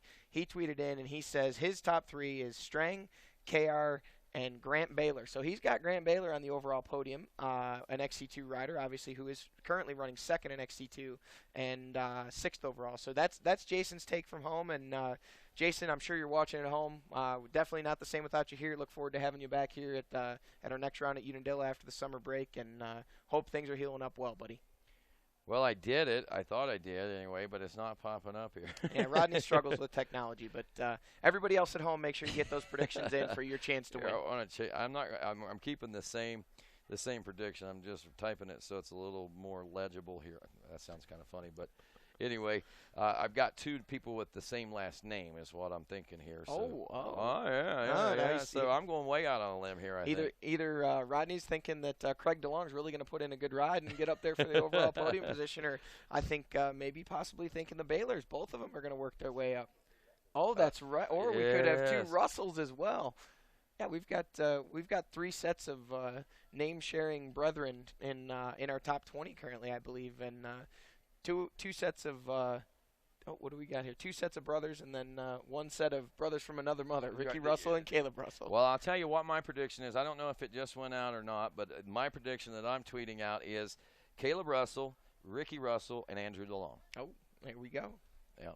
That's kind of a little weird out there, but there's a couple of different reasons why, and I'll tell you why I'm kind of. Let's hear why that is. Why I'm thinking that is. Number one, I know that Caleb, obviously, I mean, he's on a whole different level and everything, and even talking with Caleb earlier, you know, he said a couple of years ago, Snowshoe was my least favorite place. He said, I hated this place. He said, this is one of my favorite. Actually, he said, this is, if I'm not mistaken, his favorite. Hey, Jen Kenyon's got some breaking news. What's going on, Jen? Yeah, guys, Barry Hawk just actually informed us that Thad Duvall is broken down right near Howard's Hole. So Thad Duvall is currently not running right now. We did see him come and tweak his front end. Not sure if it had anything to do with that or if it's something completely different. Right. Well, that's, oh, man, tough break for Duvall. And I'm glad I didn't tweet that out as GN. Not that I don't want him to do that and do well, but just a tough break for Thad Duvall there. So he's by the trackside right now near Howard's Hole, and they're having some sort of mechanical issue. As soon as Jen gets the lowdown on that, she'll be sure and pass that along. And I'm going to continue with my elaboration here on why I chose who I chose. Obviously, Caleb, you know, the technical, just everything about Caleb right now just lends you to believe that Caleb's going to take the win. Now, the reason that I chose Ricky Russell as second is just quite simply because of what I've seen out of this kid. I know he's used to running mountainous terrain, although I know it's different. I think that Ricky, realizing it's different, is still comfortable enough being in these big downhills and uphills and stuff that he might be able to adjust. And I know that he, you know, I think he's got that kind of confidence in him, and I can see by the way he's riding right now that he's riding with that confidence right now. And the reason that I chose Andrew DeLong again is just because it's his time. These are his kind of conditions. These are his kind of terrain. So I think that this is the time that we're going to see things click for Andrew, as long as he can keep his mind about himself and not let himself get too into what's going on there and overthink things. I think Andrew stands a really good chance of taking a third place today. Yeah, you know, definitely good thought behind all three of those guys. And, you know, Ricky Russell, obviously, as you mentioned, you know, it's kind of his time. It has been really surprising to see Ricky mature this year. You know, he did very well last year in the XC1 class. This year had the opportunity with that Reigns racing team to get on board a light spike. And, you know, Ricky had mentioned last year when I had first met him that he didn't ride a 250F all that well. And, boys, he'd proven himself and everyone else wrong on that. You know, currently, you know, battling with Grant Baylor for that XC2 championship, along with several other riders that are certainly still in the hunt for that. But, you know, those are the guys that have been grabbing the lion's share of the wins and putting themselves up front week in and week out. And, you know, both of them inside the top 6 overall here currently for the day here at Snowshoe. So certainly either one of those guys has an opportunity to get on the podium. But, yeah, I like your picks, Rodney. I think you hit the nail on the head there with Caleb's bike skills and the way that he's been riding, just very kind of next level. You know, with the departure, unfortunately, of Charlie due to the wrist injuries, it's really kind of blown things wide open here, and I think it's added a lot of fuel to the fire of some of these other guys as well, because they see that opportunity where before it seemed like Caleb and Charlie kind of were in a race for their own little deal. Now it seems like these guys are knowing that they're in there battling, and maybe that's one less person that they have to worry about beating each weekend and potentially work themselves closer to that elusive podium. And, you know, you mentioned Andrew DeLong. Appeared he had a podium in hand a couple races ago at Masontown, and towards the end of the race there had some issues and dropped back and ultimately didn't grab that podium. So we'll definitely have to see how things pan out at the end of 3 hours of racing here. But one thing's for sure, nothing's for sure until the checkered flag flies. So get those podium predictions in. Rodney's still working on his. I've got 3 drafts. I've tried it 3 different times in this draft. He's really struggling here, but folks, I assure you, you can't see, but he really is trying to get this Twitter GNCCLive and get his prediction out. Now, I didn't pick Josh Strang, and that's an odd thing, you know. I did. I have Josh Strang in 3rd, so let's and Jason Hooper had him to win there, so we'll have to let's hear what Josh thought about the weekend. Exactly. Here at round 9 GNCC today, track looks difficult. I think more difficult than previous years. So we'll see how it goes. In the past, the race here for me has been all right. I think I hit a deer in 2009, and then I won in 2011. So it's been up and down. This year it should be good. I feel comfortable on the Yamaha, and the support I have behind me from Rocky Mountain ATVMC. So we'll just have to see how it goes. Be there at the end of the race, and hopefully challenging for the win and be at the front at the finish. I think that's the most important thing today, and we'll see how it goes. You know, and Josh Strang said something interesting in that interview there, talking about hitting a deer in 2009. I mean, it's not every day that you hear about one of the top XC1 riders out there battling, you know, in the middle of, if I remember correctly, he was actually running within the top 3 there in 2009. Unfortunately, you know, running high speeds like they do down some of these fire roads, obviously some wildlife stepped out in front of him and had a collision. So hopefully that deer just limped off with a sore leg and got back up and had a good day the rest of the day. But, you know, Josh came back and won the race in 2011. Yeah. So he's had good and bad weekends here. And I think that's the case with most people. Yeah, I know, as you mentioned earlier, Caleb Russell struggled here in the early years and then has won it the last couple of years. So definitely this mountain throws a lot at you. So it's not anything to be taken lightly at all. The terrain and obviously the competitors that these guys are out there banging bars and doing the racing action. And Rodney, did you finally get a tweet to send? I did it. I conquered technology once. I think we need to get Rodney up on the podium for that. Just present him with a trophy for tweeting out his podium predictions. Hey, speaking of podiums, man, we had some pretty good stuff going on this morning, believe it or not, with the morning class race. I want to say shout out and congratulations to our top non-sportsman A-class rider that took an overall win today, and that was Dr. Steve Thaxton, a West Virginia native. He took it over Ricky Madison and also Vance Earl. Did a pretty good job of that, and you know, we also had some other cool things going on this morning as far as the women's class and the WXC class. You know, Casey Martinez has been on a terror on a roll, and she's had a phenomenal season. And believe it or not, here at round 9 at Snowshoe GNCC, she actually wrapped up the championship today, and we had an opportunity to present her with her #1 plate already. We are joined here by our newly crowned 2014 WXC champion. Casey, how does it feel? It feels really good. I worked hard to, you know, get this championship, and I feel good, you know, coming into the break now with having it wrapped up and being able to, you know, take some time off a little bit and then get right back into it and tackling those 4 last races and being on top of the podium. You know, it's been pretty cool since you've come into GNCC. You've become our women's champion, our star of the morning race. People are really starting to, you know, build a fan base around Casey Martinez. That's got to be pretty cool, huh? Yeah, it is. It's awesome. I mean, the fans out here they're different than anything other races. They're awesome. They just cheer you around the whole track, and it's great. How about the West Virginia fans? I heard they're pretty wild. Yeah, they're pretty wild down in those mud pits. They're right in those mud pits with you. If you get stuck, they'll jump right in. All right, well, congratulations, Casey. Good ride out there. Thank you. So there you go, man. I mean, it's not often that you get to wrap up a national championship title, especially in GNCC after 9 rounds of racing. But that just goes to show you the dedication that Casey has and how much hard work she put in trying to chase down Maria Forsberg there a few years ago, and how it's paid huge dividends in her championship battles in the last couple of years. So pretty amazing stuff. I know Jen Kenyon is down in the pits trying to get, I believe, Thad Duvall word in with Thad, and I think that we may be having, she may be on the fringe of where we need to be. And there's Caleb Russell's mom right now. I don't know what she's trying to say, but she that's Caleb Russell's mom, and she's down there. She actually points lines for everybody, believe it or not, and does a great job of getting everyone through there. She becomes the mother hawk of everybody out there, I think. Yeah, you know, I've actually had the opportunity to spend some time at Howard's Hole and different mud holes throughout the years and throughout the different rounds of racing. most of the factory teams work together, not only to get their riders through, but to get all of the top riders through, and even the amateurs, you know, because if those guys are stuck in creating a bottleneck, it's no good for anyone. So they'll work together, they'll make some lines, they'll change some lines, they'll, you know, they're in there stepping logs and rocks into the, you know, into the deepest parts of the holes to, you know, to kind of make the terrain a little more navigable for the average rider. So, you know, Tina's out there, and you can tell she's not afraid to get in there and get muddy, and, you know, none of those guys are. Actually, like I said, I spent quite a bit of time at Howard's Hole this morning for the amateur race, and ran the whole way down and ran the whole way back up the mountain. So my legs are a little tired. Really? You didn't ride the ski lift? The line for the ski lift was a little long, and I had to get back here to do RacerTV. So I only got to get 3 laps or 2.5 laps of racing action in yesterday. So we got to keep on that training. Got to come back strong after the break. So I figured I'd start by running up and down the mountain. There you go, man. Might as well start the day after. That means you got good recovery, man. So you must be in pretty doggone good shape there. I didn't ride for long yesterday. But it was a rough. It was rough for the 2.5 laps that I did do. Absolutely, and it's rough for these guys out there right now, but Caleb Russell making it look not so rough. Jordan Ashburn, as we mentioned, sitting strongly there in second.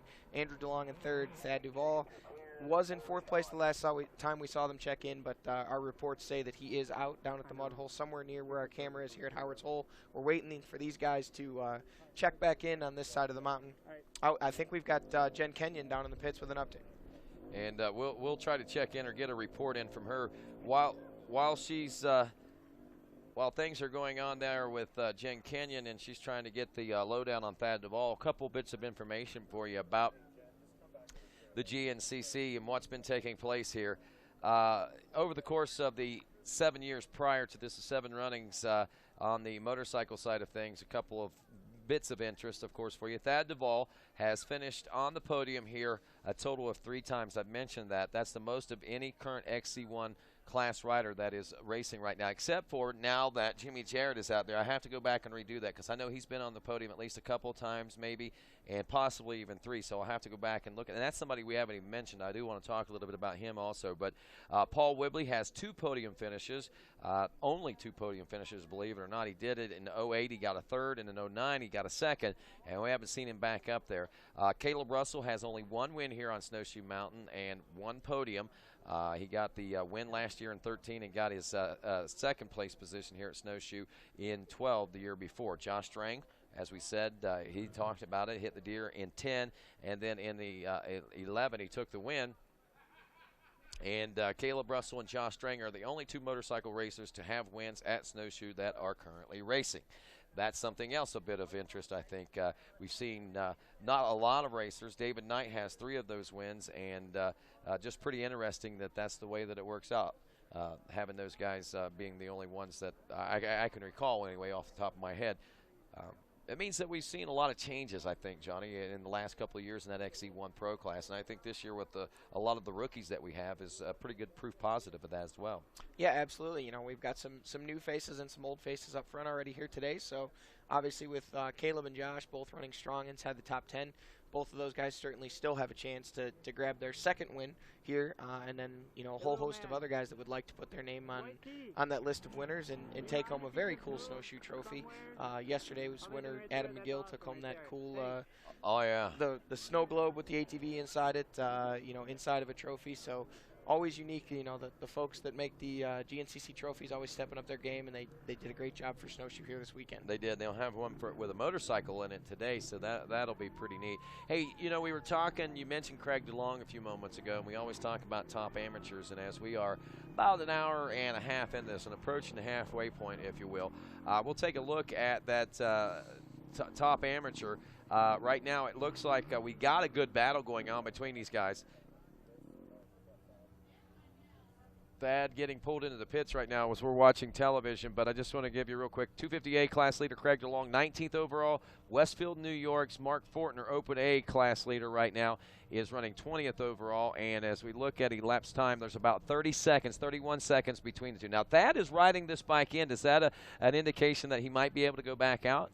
Oh, he coasted it down the hill. Yeah, Okay. He was towed in, which means he is done for the day. Very upsetting for Thad. I'm sure he's not at all pleased, but you know, he was riding very, very well, and nothing to hang his head about. You know, not at all. Excellent ride, and unfortunate for him. You know, it's been it's been a tough season so far in 2014. Did you hear the crowd out on the start line this afternoon whenever we announced Thad's name, man? I mean, the crowd here at Snowshoe went wild. They were really rooting for Thad, and I think he was riding with that energy that crowd left him with whenever he obviously came into these problems here, and hopefully things are going to be okay. It looks like physically for him, but he's unfortunately not going to be able to finish out this race, it doesn't appear. And that right there is a real psychological blow heading into a long break like this, I think, Johnny.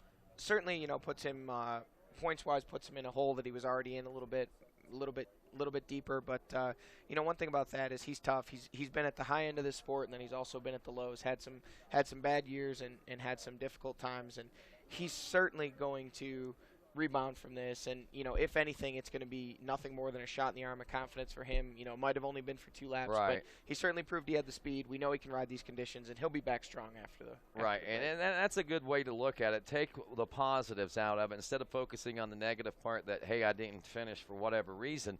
Take a look at the positive aspects of that, about how strong you're riding and how much in contention quite possibly you are in the you know, in the overall, and even though, you know, he may not have stood a chance, I think he did stand a chance, but even though it looked like that Caleb was stretching things out and he may have only gotten a second place position, it still would have been a phenomenal finish for him. It would have been that spark of life that he's looking for in that program here in 2014 to get him, you know, into a lot of good spirits and a lot of other, you know, great momentum heading into the break like that, and something to look forward to as far as when we resume racing in September.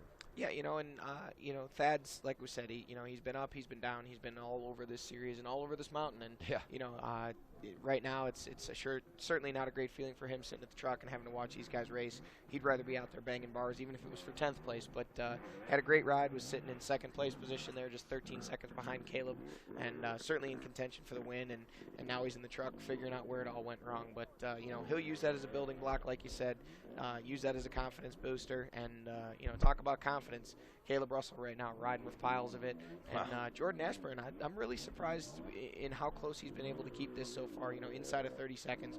We know Caleb kind of likes to push that pace early, and he seems to stretch things out. But Jordan Ashburn with those long legs, you know, he's paddling his way through those ruts, and I gotta say that, you know, and I'm probably more guilty of it than anybody, man. I kind of seem to slight Jordan Ashburn, it seems like, and not give him the credit that I don't think he's due.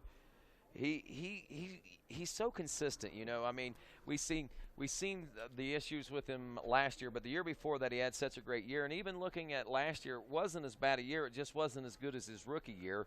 And he's having a great solid year here in 2014, also finishing 4th, I think, pretty much a good part of the season. But anyway, you know, talking about that and talking about the season for him, we actually had a chance to catch up with him before we headed into Snowshoe and get a word with him. Yeah, you know, I've been just kind of right there at the edge every race this year, you know, kind of missing the podium by just a couple seconds every race. And just here this weekend, you know, it's going to be just trying to get a good couple first laps and not make any mistakes and just stay with the lead guys. And, you know, the XC2 guys and stuff, everybody's all together this weekend. So, I mean, key to a good finish this weekend is just to be staying together and doing what I can.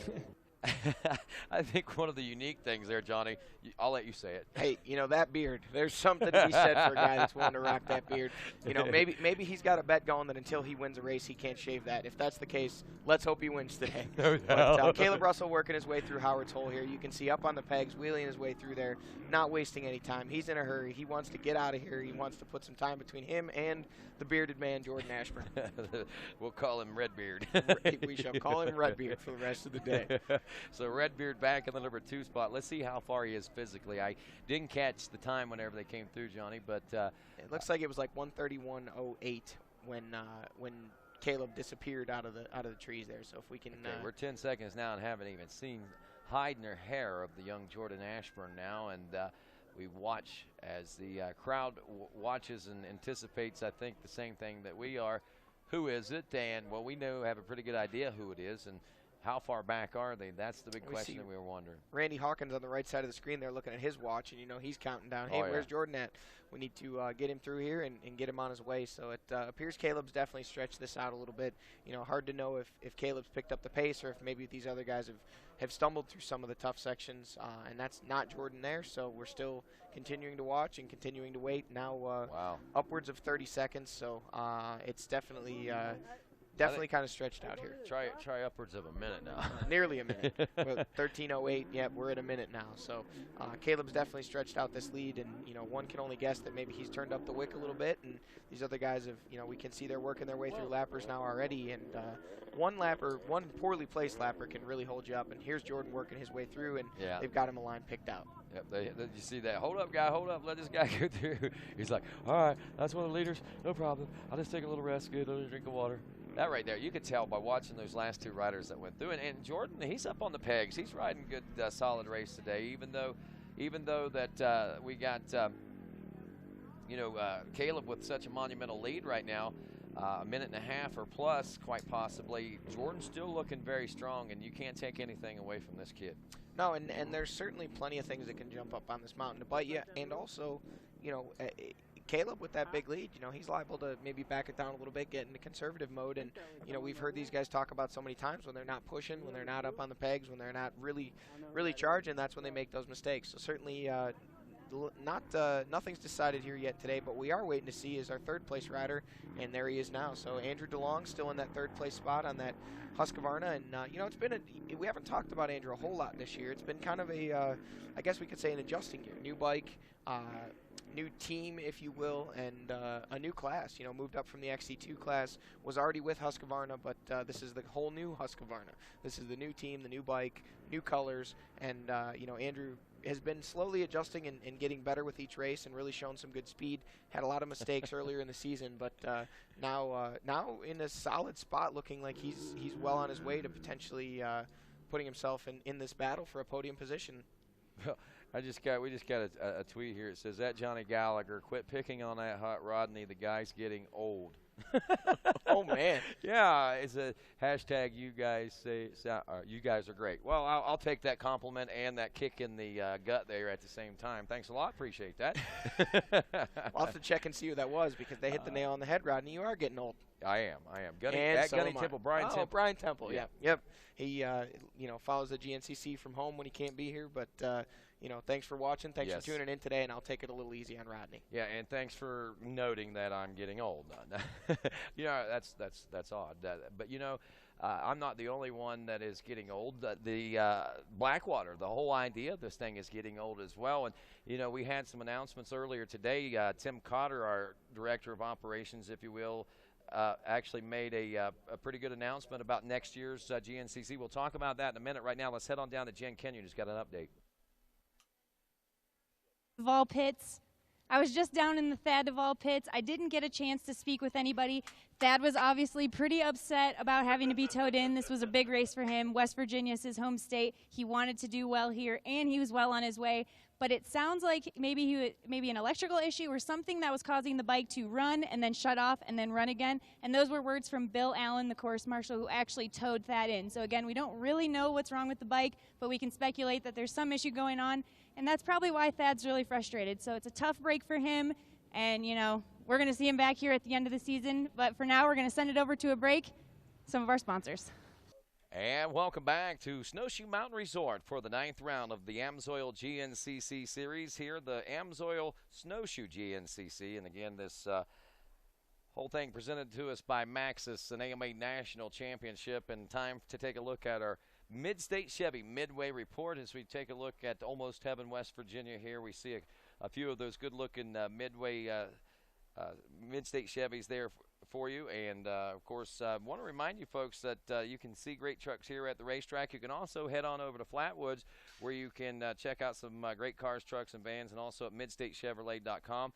Also on Facebook. Be sure and like the folks on Facebook and tell them you're from the GNCC Racing Nation and say you really love what they're doing and appreciate their support of not only the GNCC series itself, but they've got several riders that they support out there as well. So thanks to Mid-State Chevrolet, and down in the pits right now at the halfway point, and we'll go over the results and things in just a moment. But Caleb Russell's in the pits, a fresh pair of goggles, a drink, and they top him off with gas. And remember, he is at least a minute or better ahead, actually a minute and 47 seconds, as these guys checked in just moments ago while we were in the break. Caleb Russell comes in. Lap time on that side of the mountain, 33 minutes even. His elapsed time, 1 hour, 33 minutes, and 34.5 seconds. Jordan Ashburn checking in, a minute and 47 seconds down. His lap time, 34:23, and it looks like a good majority of the gap happened there on that side of the mountain during that particular lap. So whatever it was, whether Jordan Ashburn had an issue or whether Caleb Russell just found the rail that he's riding on out there, something put a lot of separation in between the two. Andrew DeLong running back in the number 3 spot right now, about 52 seconds back.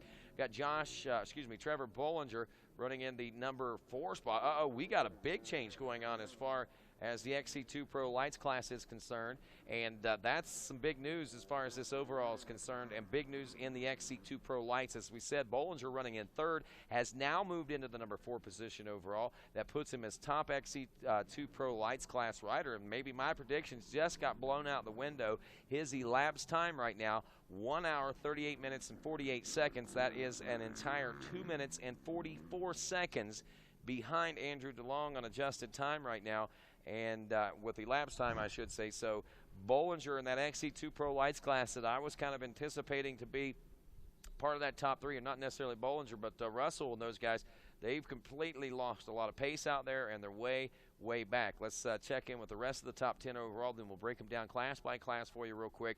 We got Bollinger in 4th. Josh Strang is 5th overall, 4th in class. Grant Baylor running 2nd now in the class aboard the number 8. He physically in the lead on the track, but believe it or not, he is on elapsed time as we look at that. Bollinger, 1 hour, 38:48. Looks like Grant Baylor, 1 hour, 39 minutes, and 2 seconds. So we're looking at about 14 seconds that separate the two, and right now Bollinger has the advantage, and he's another rider that maybe I shouldn't have overlooked in this one because he is a mountain rider as well. Remember, he comes from down in North Carolina, to be exact, Morganton, North Carolina, the home of Steel Creek GNCC. So that might explain why things are going so well for that rider today. Ricky Russell now dropping off to the number 3 spot. He is 2nd physically in the class. He is now 8th overall after adjusted time. Chris Bach is 9th overall, and rounding out the top 10 overall is Jason Thomas in the XC1 Pro class, and he is some 19.5 seconds, I believe, behind Bach right now. So we're starting to see some separation in the XC1 class. And as we go to the XC2 Pro Lights, here's the top 5 again in that one. Trevor Bollinger, Grant Baylor, Ricky Russell, Jesse Grome is the number 4 ride. Nick Davis, 1 minute and 25 seconds off pace right now in the number 5 ride. The Open A class, this is after 3. We expect to see these guys start to roll in here shortly. We're talking about Mark Fortner out of Westfield, New York. He's got the lead, 3 minutes and 32 seconds over Steve Edmondson. Edmondson out of Rocky Mountain, Virginia. In 3rd place, the number 30 of Waverly, West Virginia is Bob Dunlap. 4th place, Hunter Williams out of Rocky Face, Georgia. And rounding out the top 5 here in the Open A class at our Mid-State Chevy Midway Report, it's Zach Hayes out of Sumter, South Carolina, about 36 seconds off pace right now. 250A class, Craig DeLong, who is leading the top overall amateur, running in 19th place at the end of lap number 3. He should be checking in soon. We'll know more about how things are going for that Pennsylvania rider, as he has a 4-minute, 43-second lead over 2nd place in the 250A class. So we're talking about Austin Lee, the 123, out of Bedford, Indiana. Michael Witkowski, another strong rider in this 250A class. Believe it or not, another 50 seconds off pace out of North Liberty, Indiana, back in the number 3 spot on the 282. Brett Zofchak out of Washington, PA, runs 4th. Caleb Ward, the 538, rounds out your top 5 out of Burgestown, PA. In our next class that we take a look at, that was 250A, and I think that my computer might have just froze up, so my Mid-State Chevy Midway Report might be a little delayed, unfortunately, it looks like. So as soon as we get, there we go, it's starting to get back into the groove of things now. So we ended up the 250A. We'll go now now we go to the 200A. Tom Devlin, the 420 from Pennsylvania, is running in the number 1 spot, a 3-minute 39-second lead. And that's one thing that's been kind of consistent here for the leaders in these A classes so far. They've all had 2 to 3, maybe even 4-minute lead over the second place ride, and it's not back behind them until things start to tighten up. But Clint Masters, the 339 from Morgantown, West Virginia, runs second. Michael Pillar, the 409 out of Dover, Ohio, is third. In fourth place, the 981 Jonathan Johnson from Landham, South Carolina. And rounding out the top 5 200A class, TJ Snow. Yeah, he's riding the 380 from Morrow, North Carolina. Going to the 4-stroke A lights class now. Alex Teagarden from Waynesburg, Pennsylvania. Ooh, this isn't one of those 3 or 4 minute battles that we're looking at. This is only 1.5 seconds that separated these two when they came through the finish line at the end of lap 3. We're talking about the 210 of Joshua Lee from Statesboro, Georgia, running in the number 2 spot, another 52 seconds back. In third, the 42 Tyler Branna from Terra Alta, West Virginia. Fourth place, Luke Parsons from Orlando, Florida, the number 38. And the 32 of Brady Myers from Walker, West Virginia, rounds out the top 5 in the 4-stroke A lights class. In the Bet A class, Joe Marsh, the 33 from Pittsburgh, Pennsylvania. He's got the number 1 spot by 10 minutes and 7 seconds over Chance Baker out of Benton, Virginia. Third spot, the 53 Shotgun Sean Remington, another 201 out of New Salem, Pennsylvania. Kind of odd. I expected to see possibly Remington doing well here in West Virginia today. We got John Beaver, the 379 in 4th place out of Gray, Tennessee, and rounding out the top 5, Joe Kessler, the number 98 from Canton, Massachusetts. Next, do we have an update coming in? I believe Jen Kenyon may have a word with us. Yeah, Rodney, what we're seeing here on the screen, it looks like Josh Strang is in his Ampro Yamaha pits. Those guys are replacing a rear wheel from what it looks like. Not sure what happened, but it looks like they're trying to get it done as fast as they can and get him back out there. Oh, wow, that's a tough break for Josh Strang. That could obviously throw him back out of contention now for sure for a podium position finish, but more importantly, getting those as valuable championship points as possible and finishing this race today is what they're working on, getting Josh in the realm of doing at this particular point. Continuing with our Mid-State Chevy Midway report now, as we take a look at the Senior 840 Plus class. Parkersburg, West Virginia native and the 181 of a former National Hare Scramblers champion. If memory serves me correct, I think he might have 6 of those under his belt. But regardless, Doug Blackwell from Parkersburg, West Virginia has the lead, 4 minutes, 41 seconds over Kenny Hawkins, the 67 from Elkins, West Virginia. Dunbar, West Virginia is home to James Bennett, 352 in third. Fourth place, the 418 Billy Schlag from Charlotte Hall, Maryland. And rounding out fifth is Patrick Davis, the 368 from Martinsburg, West Virginia. Open B class, Jordan Burkert, the 407 from Delroy, Ohio, a 4-minute, 27-second lead over second place 350 Jared Fortner from Westfield, New York. Third place in the Open B class in the 363 Tyler Anderson from Myersdale, Pennsylvania, only 2 seconds off the pace of second right now. Andrew McQuaid, the 81 out of Lumberport, West Virginia, runs in fourth. The number 60 Ryan Inman from Morgantown, West Virginia, rounds out your top 5 after 3 in the Open B. 250B. Looks like Brandon Boyers out of Fairmont, West Virginia. That's kind of odd. We used to have a Boyers GNCC, and we also have one at Fairmont, so kind of interesting there. Anyway, we got a 2-minute, 25-second lead over this Fairmont, West Virginia native in this 250B class. It's over the 725 of Nick Johnson from Lockport, New York. Third place, Will Hart, the 353 from Legionnaire, Pennsylvania. Fourth place, Colin Keegan on one of those KR4 rides out of Coles Center, Pennsylvania on the 87. Zach Perry from Myersdale, Pennsylvania. 245 rounds out the top 5. 200B class, Connor Karkowski out of Plumboro, Pennsylvania, maybe that is. He's got a lead over the 346 of William Ruckle. I'm going to point something out for us here right now. At last check, Ruckle was only 2 seconds behind Karkowski for the number 1 spot. Lap time that last time around on lap 3 was 32:51 for Karkowski, and nearly 2 minutes faster, 1 minute and 57 seconds faster, was William Ruckle when he turned a 30:54. So there's a pretty good possibility and chance that we may have a new leader in that 200B class next time around. Connor Campbell, the 442, running third out of West Jefferson, North Carolina. Fourth place, Neil Inman, the 416 from Bangor, Pennsylvania. And rounding out the top 5 in the 200B class, 967, Braden Moore from Ona, West Virginia. 4-stroke B lights, Trey Jefferson from Travelers Rest, South Carolina, 145 over the 403 of Chris McManus out of Morganton, North Carolina. Michael Tetlow out of Lebanon Junction, Kentucky, the 405 is third. 131, Justin Leonard out of Cane Ridge, Tennessee is fourth. Rounding out the top 5, the 887, Braxton McGee from Bolivarville, North Carolina. The Bet B 30-plus class, Tom Truxell out of Verona, PA. The 801, a 4-minute, 1-second lead over the 423 of Kyle Milne out of Gibsonia, Pennsylvania. Third spot, 759, William Lackey from Hickory, North Carolina. Fourth place is Chris Levin out of Huntington, Pennsylvania. He rides the 386. And fifth place, the 707, Tom Berry from Brownsville, Pennsylvania. That's your vet B class. And the senior B class, Jay DeBerry, the 911. 11 minutes, 34 seconds after 3 over the 337 of Michael Bryant. Still waiting on third place to check in Devin Ferguson, Charles Ultimus, and Aaron Gibson. Ferguson out of Knoxville, Tennessee. Charles Ultimus out of New Florence, Pennsylvania. And Aaron Gibson out of South Burlington, Vermont. Round out your top 5 in the Senior B 40+. And that's a look at your Mid-State Chevrolet Midway Report here from Snowshoe, as we are now about an hour and 50 minutes in, of course, this race. And want to remind you folks to follow Mid-State Chevrolet on Facebook. If you're at home right now, if you're here on the mountain, make a note of it and tell them that you appreciate them being part of the GNCC Racing Nation, as we said, not only helping out with being the official truck provider, but I know a host of riders that they are sponsoring out there and making the dreams possible for a lot of ATV riders and some motorcycle riders as well. So I just want to say thanks to Kenny and all the guys down at Mid-State Chevrolet. Again, follow them on Facebook and let them know that you are listening. And again, MidStateChevy.com on the World Wide Web. Stack them deep, sell them cheap. While you're here at the races, don't forget to stop up and sign up. They got a great prize package to be giving away also.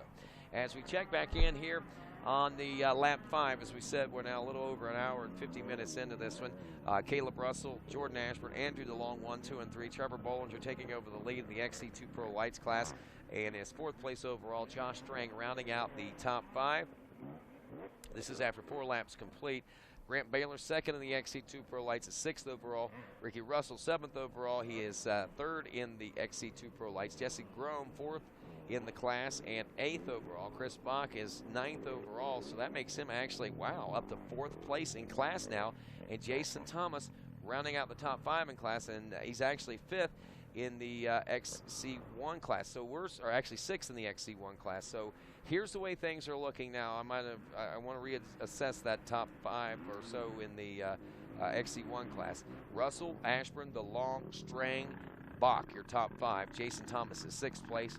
Stu Baylor back in 7th. 8th, Nick Farringer, the OMA 2nd place rider from last year. Jesse Robinson, who nearly won this one a few years ago, hasn't raced the GNCC, I think, since sometime last year down in North Carolina.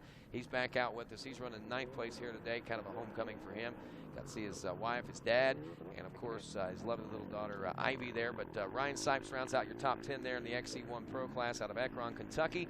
And that is our former motocross star that raced High Point last week and is still a contender here in the Grand National Cross Country Championship Series. And as we take a look at things, and Johnny Gallagher, I know that the Mid-State Chevy Midway Report, while we were going through that, the leaders actually, we see some changes taking place. More riders coming in, and after some time adjustments, we still got Russell up front, Caleb Russell up front, Jordan Ashburn in 2nd, and as we pointed out, DeLong had moved into 3rd. Now, here's the way things are starting to look, and I think this is going to be kind of interesting to you in some ways, and as it is to me. Josh Strang is 4th. That is interesting, but not quite what I'm talking about here. What I'm talking about is Chris Bach and Jason Thomas. Those guys have moved up in the 5th and 6th place. Though looking at times right now, we're a couple minutes out of a position on the podium for these guys. We've still got a pretty good, good portion of this race to run, but wow, I mean, the struggles that it looked like that Bach was having there with those no goggles on that first couple of laps, it looks like he has overcame that and is really putting his hat into the ring to try to push ahead and maybe get a podium position finish today. Yeah, you know, it seemed maybe those adjustments that he made earlier in the race, this guy's decided he doesn't want to continue. He'd rather just work his way back down. Going on? And I'm not real sure. Hey guys, this is Jen. I've been paying close attention to what's going on here in the screen. This is not the first people to not make it up this hill. We actually saw Jordan Ashburn struggle to get up this hill, so it looks like things are getting pretty bad over there. So that's the base of one of those uphills, and we see riders sitting along the side of it. You talked about the downhills that were tough to make up. So those guys are coming back down either A, they can't make it, they're going to go look for, there are some major pitfalls on this hill, it looks like, Johnny G. Yeah, and this is actually right at the 5-mile marker, and, you know, we talked about like I said, those crazy downhills, the descending that they have to do. Well, obviously they have to go back up. Yeah. Because they have to get to the top somehow.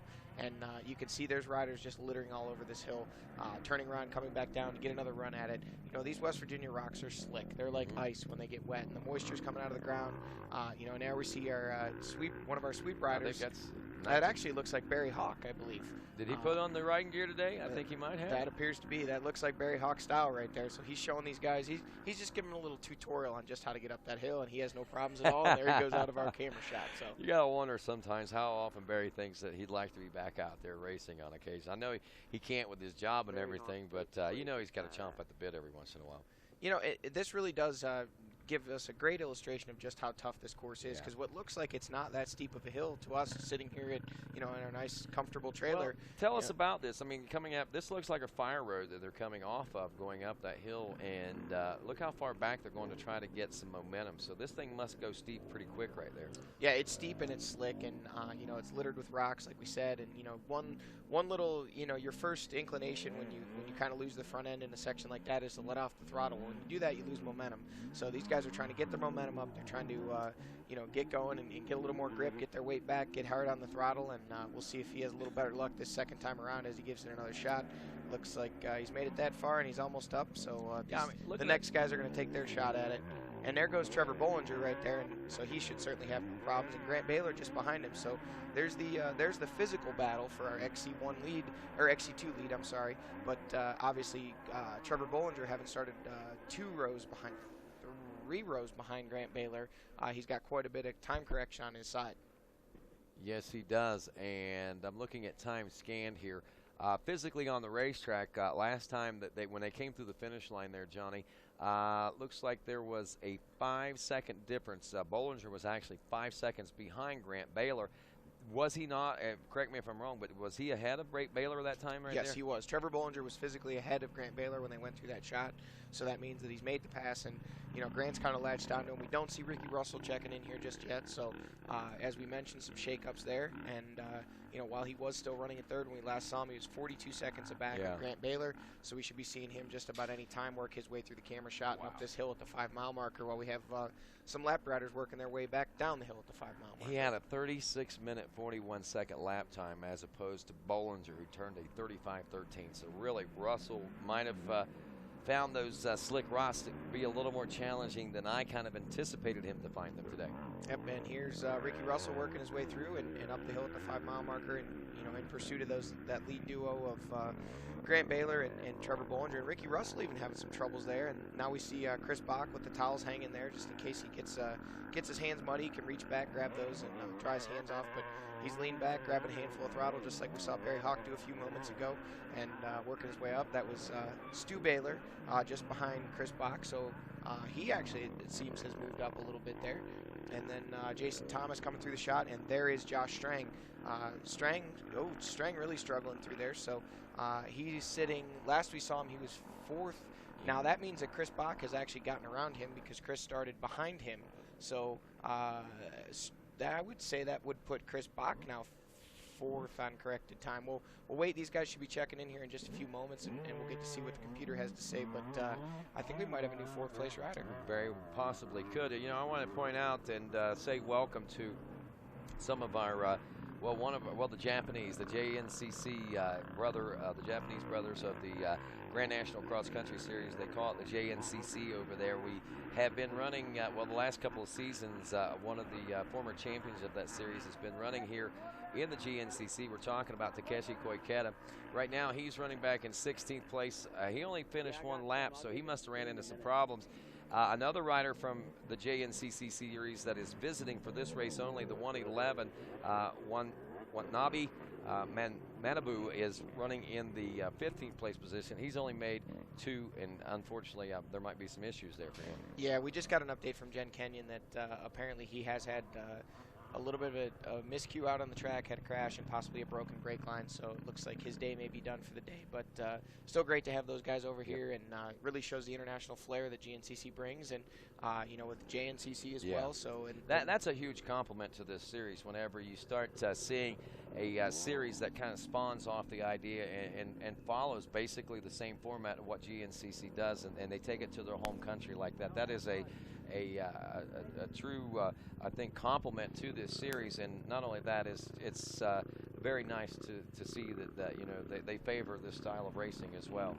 Yeah, you know, absolutely. I mean, that's it really does show just how influential this series is around the world, and you know, it's the best riders. I mean, if you look back through history, you know, even recent history in the past 5, 7, 8 years, we've had, you know, world enduro champions like Juha Salmon, David Knight, you know, Rory Mead, Paul Whibley, you know, great international riders that have competed at the top levels around the world come here to seek championships. And you know, and even if you look, Jason Thomas, last year's or 2 years ago, XC1 champion, was you know, a rider from Wales and traveled over here and made his home. And you know, now he's one of our XC1 pros who was, last we saw him, was in 6th place out there in the XC1 class. There's some footage from earlier today as we approach the 2-hour mark here in the GNCC on GNCCLive here on RacerTV.com. And, you know, NBC Sports Network film crew, Brian Risch, out there filming that for us. I want to say thanks to him. And I've been doing a little bit more research, and I made mention earlier that Thad Duvall finished on the podium 3 times, and I thought that was the most of any rider in the XC1 class. But I did a little more research right here while we've been talking, and I actually forgot about this. But, you know, Chris Borich is more second-place finishes overall here at Snowshoe than anyone. And he's finished on the podium here, I guess, 5 out of the 7 races, I suppose. So I kind of overlooked that one. So Bach stands to possibly put himself in a position here today.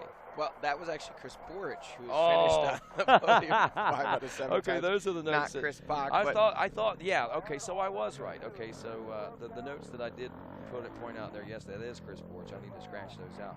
But that was pretty neat from yesterday's racing also. He didn't make it to the podium there yesterday. He had his struggles, a lot of struggles for the ATV riders yesterday. Thanks for pointing that out, man. I thought I had mud on my face, and then I got it, smeared it really bad there, I guess. But yeah, so unfortunately for Thad, he's not going to be able to finish this one out. Caleb Russell, though, on the other hand, continues to motor along. We've got 5 laps down. We are now working on lap number 6 as we are an hour and or 2 hours and 1.5 minutes into this one. Russell checks in 1 minute and 55 seconds now ahead of Jordan Ashburn. Ashburn turning a 21:41 lap time. He's only 10 seconds difference there between himself and Russell on lap time. So that's saying something pretty good for Jordan, especially at this juncture in the race. Andrew DeLong, 48 seconds back. He turned to 24:37. He was only 4 seconds slower than Caleb Russell right there. The 48 seconds is going to be tough to make up. It's going to take a mistake by Jordan Ashburn, but one of those mud holes, especially late in the race with lap traffic in those down at Howard's Hole or someplace like that, very easily could change the face of that battle for the number 2 spot. So Caleb Russell, Jordan Ashburn, Andrew DeLong, Josh Strang has yet to check in for his 5th lap complete. Last time around, he was 2 minutes and 43 seconds behind DeLong, and the battle up there for the number 2 spot between he and Ashburn, as Caleb Russell, as we told you, is way out ahead of the rest of the field, nearly 2 minutes now, and that's a pretty good chunk of change, I think, especially on terrain like this. Yeah, you know, and that affords Caleb the opportunity to maybe take a couple extra seconds at each of these mud holes and look at the lines. And obviously he's got the KTM crew members out there, you know, pointing him the best lines, what they think, you know, with that 1 minute and 55 seconds kind of gives him a little bit extra breathing room, I guess, if you will. So with, you know, Russell, Ashburn, and DeLong in the top 3, you know, those guys seem to have settled in a bit there, but we've got guys behind them like Josh Strang, Chris Bach, Jason Thomas, and many more. And we can't forget to mix in our XC2 guys. They should be checking in any moment if we look at the overall here. And still a few more minutes for those guys to come in, I believe. And guys, this is Jen. I'm down here at the finish line. Ricky Towery is giving the 2-lap card, so there are 2 laps left to go here in this one. Wow, thanks a lot, Jen, for bringing us up to speed on that. A couple of notes of interest here as I want to point out. Caleb Russell and Josh Strang right now are the only 2 motorcycle racers to have wins here at Snowshoe that are currently racing in that XC1 Pro class, and the only other rider that has, the only rider right now that has multiple wins here at Snowshoe on the motorcycle side of things has been David Knight, as he actually had 3 wins, and he did that, I believe, in 08, 09, and 10, if memory serves me correct. He did it 3 years consecutively, 2 years with KTM, and he came back by himself on a Kawasaki there in 010. And guys, we just saw Trevor Bollinger check in just ahead of Grant Baylor in the XC2 battle. Yeah, and as we look now at this, yeah, Lane Michael is on his way back down the hill at the 5-mile marker, so that really does show you just how difficult that hill is. You know, this is one of our top XC2 riders who has podiumed more than once this year in that XC2 class, and, you know, a consistent threat for top 15, top 20, even top 10 overall. And if he's got to take another run at this thing, and he's kind of regathering himself, and you can tell things are really tough. He's letting some of these other guys come back down, and he's going to have another go at it. Yeah, Lane Michael running 6th place in the XC2 Pro Lights class at last check there a few moments ago. Continuing to watch this XC1 battle and the overall, actually, and Bollinger does check in the number 4 spot. Baylor is 5th place. That's Grant Baylor, 5th place overall, 2nd in the XC2 Pro Lights. The gap between those two, 2.2 seconds now, so they have tightened up quite a bit. The lap time for Bollinger, 24:26 and 24:33. Wow, wait a minute. Remember we told you Caleb Russell had a 24:33. As we look at this now, it looks like Bollinger actually turned a faster lap than Caleb Russell at a 24:26 there. You know, Trevor Bollinger really came out this season swinging. If you remember, he won some races and actually had the points leaders plate there at one point earlier this season. Then fell on some bad luck, had a couple of DNFs. We remember seeing him, I believe it was South Carolina, where we saw him come in and had to change a rear wheel and had all kinds of issues. And you know, it's good to see him back out there today. And man, he's just putting on a clinic on how to ride this mountain here at Snowshoe. He sure is. As we continue to roll here, 2 hours 5, almost 6 minutes now. We have more riders checking in. Our 3rd place rider, new 3rd place ride in the XC2 Pro Lights, Jesse Grome checks in. That's good for him. 1:37 seconds back. We've had some big changes going on in that XC2 Pro Lights class today. But this right here is going to be good for Jesse and that program, especially, you know, working with, I believe, if I'm not mistaken, he's one of the riders working with Shane Watts and Jason Thomas, if I'm not mistaken, right? Yeah, absolutely. He's riding for that Shane Watts team and the Dirtwise team, and you know, those guys have got a great program this year. And here we see two more of our XC2 riders battling their way up the hill. That was Jed Haynes and Chris Douglas. So, you know, these guys are wheel to wheel, even in those slick conditions. They're trying to make the pass. And a couple more guys going back the other direction. They're going to get a little better run at it and see if maybe they can have a little better luck the next time around.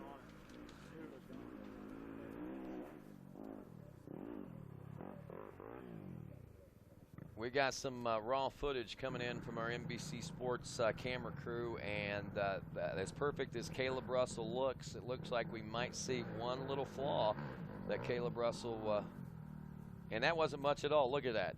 I mean, even through the, you know, he said, I like the rocks, I like the roots, I like the mud, and this and that. And he laid it down there, but, you know, if you're watching and you're capable of watching this at home whenever you go back on the archive shows, if you're here at the racetrack, that was just a little layover. But it's those type of things that begin to build. And we were talking about, I talked about that lap time at 24:33. How much faster would that lap time have been had he not gone down right there? And then all of a sudden, Trevor Bollinger's lap time, as fast as it was, not necessarily as monumental as what we thought possibly. Yeah, you know, and you see, we talk about how tough this mountain is. We talk about how tough this course is. And here's an illustration of it. I mean, we've got the rider who's got a nearly 2-minute lead. He's out there looking like he's got things well in hand, and even just the slightest little miscue, and he was on the ground. Not a hard crash, certainly didn't injure himself or hurt the bike at all, but, you know, cost him a couple seconds there. So these guys are really on their toes and pushing the pace today, and we're seeing these guys perform at their best in the worst conditions. Caleb Russell, Jordan Ashford, Andrew DeLong, Trevor Bollinger, Grant Baylor, your top 5. Then Jesse Grome, Stuart Baylor, Chris Bach, Nick Davis, and Josh Strang round out the top 10. That is after 5 laps of racing complete here at Snowshoe. 2 hours and a little over 8 minutes now in this big 3-hour battle here at Snowshoe Mountain GNCC. And we'll be back with more of our GNCC live coverage from Snowshoe right after this. Welcome back to GNCC Live here on RacerTV.com. Jen Kenyon here in the booth. Rodney's going to take a little bit of a break. Johnny Gallagher here with me. What you guys are seeing here on the screen, viewers at home, is this really great looking time lapse. Thursday, before everybody got onto the mountain, Our RacerTV crew set some things up. We got some, look at that little deer there, Johnny. The beautiful part of Snowshoe Mountain. What a beautiful mountain it is, and it's hard to believe that just below the tree line, we're up here at 4,848 feet, looking down over what just appears to be serene and deer and nice running water, and now look what we have in the woods. And these guys, when you pull up here, it's like pulling into a vacation destination, because that's what it is here atop the mountain. But hidden down in the woods below is just one of the gnarliest racetracks that anyone could ever imagine. These guys are doing battle on it right now. Yeah, so what we'd like to say for spectators, fans, family members, Snowshoe is one of the most beautiful places on earth, but for the racers, it's one of the most treacherous places on earth. So it's kind of interesting to see the two different sides of this place, the good, bad, and the ugly, but in the end, everybody's always extremely happy to be here on the mountain because there's so many great things about it. Now we want to bring back our Twitter contest, our AMSOIL $250 AMSOIL product, so you have a chance to win that if you just hashtag GNCCLive and give us your top 3 podium predictions. Johnny, once again, what were your predictions? My podium predictions were Caleb Russell, Thad Duvall, and Josh Strang. So right now, unfortunately, obviously, we know Thad had a little setback mechanically, and he's obviously not going to be on our podium today. But, Josh Strang's still in the running, could potentially mix it up and get in there. And apparently I had stolen someone else's podium predictions. But nonetheless, it's not about whether you get them right. It's about participation. And all you need to do is participate, hashtag GNCCLive, get on Twitter, get your podium predictions out there, and, have a chance to win that $250 in AMSOIL products. Jen, did you put your podium predictions out there? Yeah, I did. You tweeted them, and I was just thinking the exact same thing. So, of course, I retweeted you and told you, hey, you stole my guys, because you did. But like you said, great minds think alike. We chose the same top 3 guys. But actually, while you stepped away, Josh Strang was seen in the pits changing out his rear wheel. Now, that was, he's back and going. He made up some time there, but he definitely lost some time as well. So hopefully our podium predictions didn't have something to do with the mechanical issues out there today. We won't even talk about that because we both had Caleb in our podium predictions, and he's out there with a comfortable lead right now. So we certainly hope we didn't start some type of a jinx with our podium predictions. We'll assume that's not the case. Again, with that, it's unfortunate to see him in the pits and Josh having to make a lengthy pit stop there. We never like to see that, but that's part of the toughness of this mountain. I mean, this mountain, as we saw, beautiful views, great running water, beautiful deer. People come here to mountain bike, they come here to ski, but this weekend it's all about GNCC racing, and this is testing both rider and machine, and we've seen a lot of that here today. It's really amazing to see just how much strain this course takes. As we see some of our amateur riders work their way through, it's certainly nothing to laugh at. Yeah, for those of you watching at home, you're getting the first-hand look at what's going on out there. It's so crazy. I've been here for a few days now, and I had no idea that's what was going on out there in the woods. For those of you that are here on the mountain, you have to go to RacerTV.com when you get home and check out this broadcast. You're going to see a lot of things. If you didn't make it out into those mud holes or into those gnarly areas, you can take a look at it when you get back home and think, wow, I wish I would have went out there and checked out what was going on in the woods. There's we have the ski lift running. I believe it's running for a couple more hours here. Yes. So anybody who wants to go down and check out some action in the woods, work your way over to the top of the ball hooter lift and hop on, take a little ride down to the bottom, and once you get down there, you can just take a quick little walk through the woods, and next thing you know, you're at Howard's Hole. Ask anybody for directions. They'll send you on your way, and you can see it in person, or like Jen said, when you get home, check it out on RacerTV, and you got to go back and see the action that we've seen today firsthand, and it's been a heck of a race so far. We've seen a lot of things flip-flopping around in the XC2 class. Even XC1, we've seen our podium positions change a couple of times with mechanical issues and riders kind of stepping up their pace. But one thing that's been certain is, really from the drop of the gate today, or the drop of the flag, Ricky Towery's flag there out on Main Street going through town, Caleb Russell grabbed an early lead and hasn't relinquished it since. Yeah, we always say when this happens, it's never a good thing for the other guys when Caleb Russell gets out to a good start, and that's what he's done here today. But, man, some of those other guys, Trevor Bollinger, you guys were talking about how fast he was going. I was standing out there by the finish line, and he was flying. I think, like you said, he had the faster lap time than Caleb Russell. I believe it. Just from watching him physically on the track, he looks good. I'm going to go ahead and play Monday morning quarterback here because, and I try not to do this too often, but I am going to do it right now. I noticed something different with Trevor Bollinger today on the starting line. He's normally very relaxed and kind of just hanging out. On the starting line, he was right between Lane Michael and I believe it was Adam Bonner, and they were sitting, or actually, no, I'm sorry, it was Thad Duvall. It was Thad Duvall, Lane Michael, and Trevor Bollinger, and I walked up and wished each one of those guys good luck, and Trevor's glare never left the ground. Like, he was focused, he was ready, and he looked like he was going to do something today. So, I mean, certainly still a lot of racing action left here, but as of right now, he's a leader in the XC1 class, and you know, 4th place overall, and that's nothing to shake a stick at. He's riding very well. Grant Baylor kind of latched onto his rear fender there, looking for a tow, maybe to, you know, get himself back up into the speed that he needs to go to potentially put a charge on to win this race at the end. But right now, Trevor Bollinger's, you know, proven to be the guy to beat in that XC2 Lights class. Yeah, I don't know. Grant seemed like he was a little bit low on energy when he came through behind Trevor. I mean, obviously he was everywhere he could be besides passing Trevor. He was right on his back end, but he just didn't have that intensity that I saw Trevor come through in. And I don't know. I know Grant is you know, he's a smart rider. He knows there's 3 hours. He knows he's got to take his time and what he's got to do. But he also knows that he's at a disadvantage by being physically next to Trevor Bollinger out there. So, like I said before, we were talking on the starting line, and he wasn't too pumped to be starting on the front row just because he knows that is a little bit of a slight disadvantage for what he's trying to do in his XC2 battle. So he knew he had his hands full here today, and it's probably going to be a crazy one because you can't ever count him out to turn it up at the end and really come out with a strong finish. No, and we certainly saw that just 2 weeks ago at the John Penn GNCC. You know, we had talked earlier in the race how Grant Baylor was up in there battling for an overall podium position, and then there was a couple laps there where it seemed like he had lost some ground, and we had so many riders battling for a podium at the end of the Penton. You just never know. That could still happen here today. We've got a lot of racing action left, but we had you know, Paul Whibley, Chris Bach, Jordan Ashburn, Josh Strang, Andrew DeLong at one point was in that battle. Those guys were all nosed. Stu Baylor, I almost forgot about Stu. What's up? Those guys were all just battling each other, and then lo and behold, when it's all said and done, we think we've got our podium set. These guys are literally, you know, across the finish line, helmets are off. Here comes Grant Baylor, just hammer down through the moto track, and it caught me out of the corner of my eye because I thought, man, he's really hustling, and he had a pretty comfortable lead over Ricky Russell in that XC2 class, and then it dawned on me, maybe he's thinking he's got a shot at the overall podium, and lo and behold, we refreshed that screen, and there he was, 2nd overall. So, you know, definitely can't count Grant out until the flag flies. He's going to push hard late in this one, and maybe he's just kind of saving up that energy for that last lap charge. Yeah, it's funny. He always knows exactly where he is in the standing for the overall win. Like, oh, look at this craziness down here.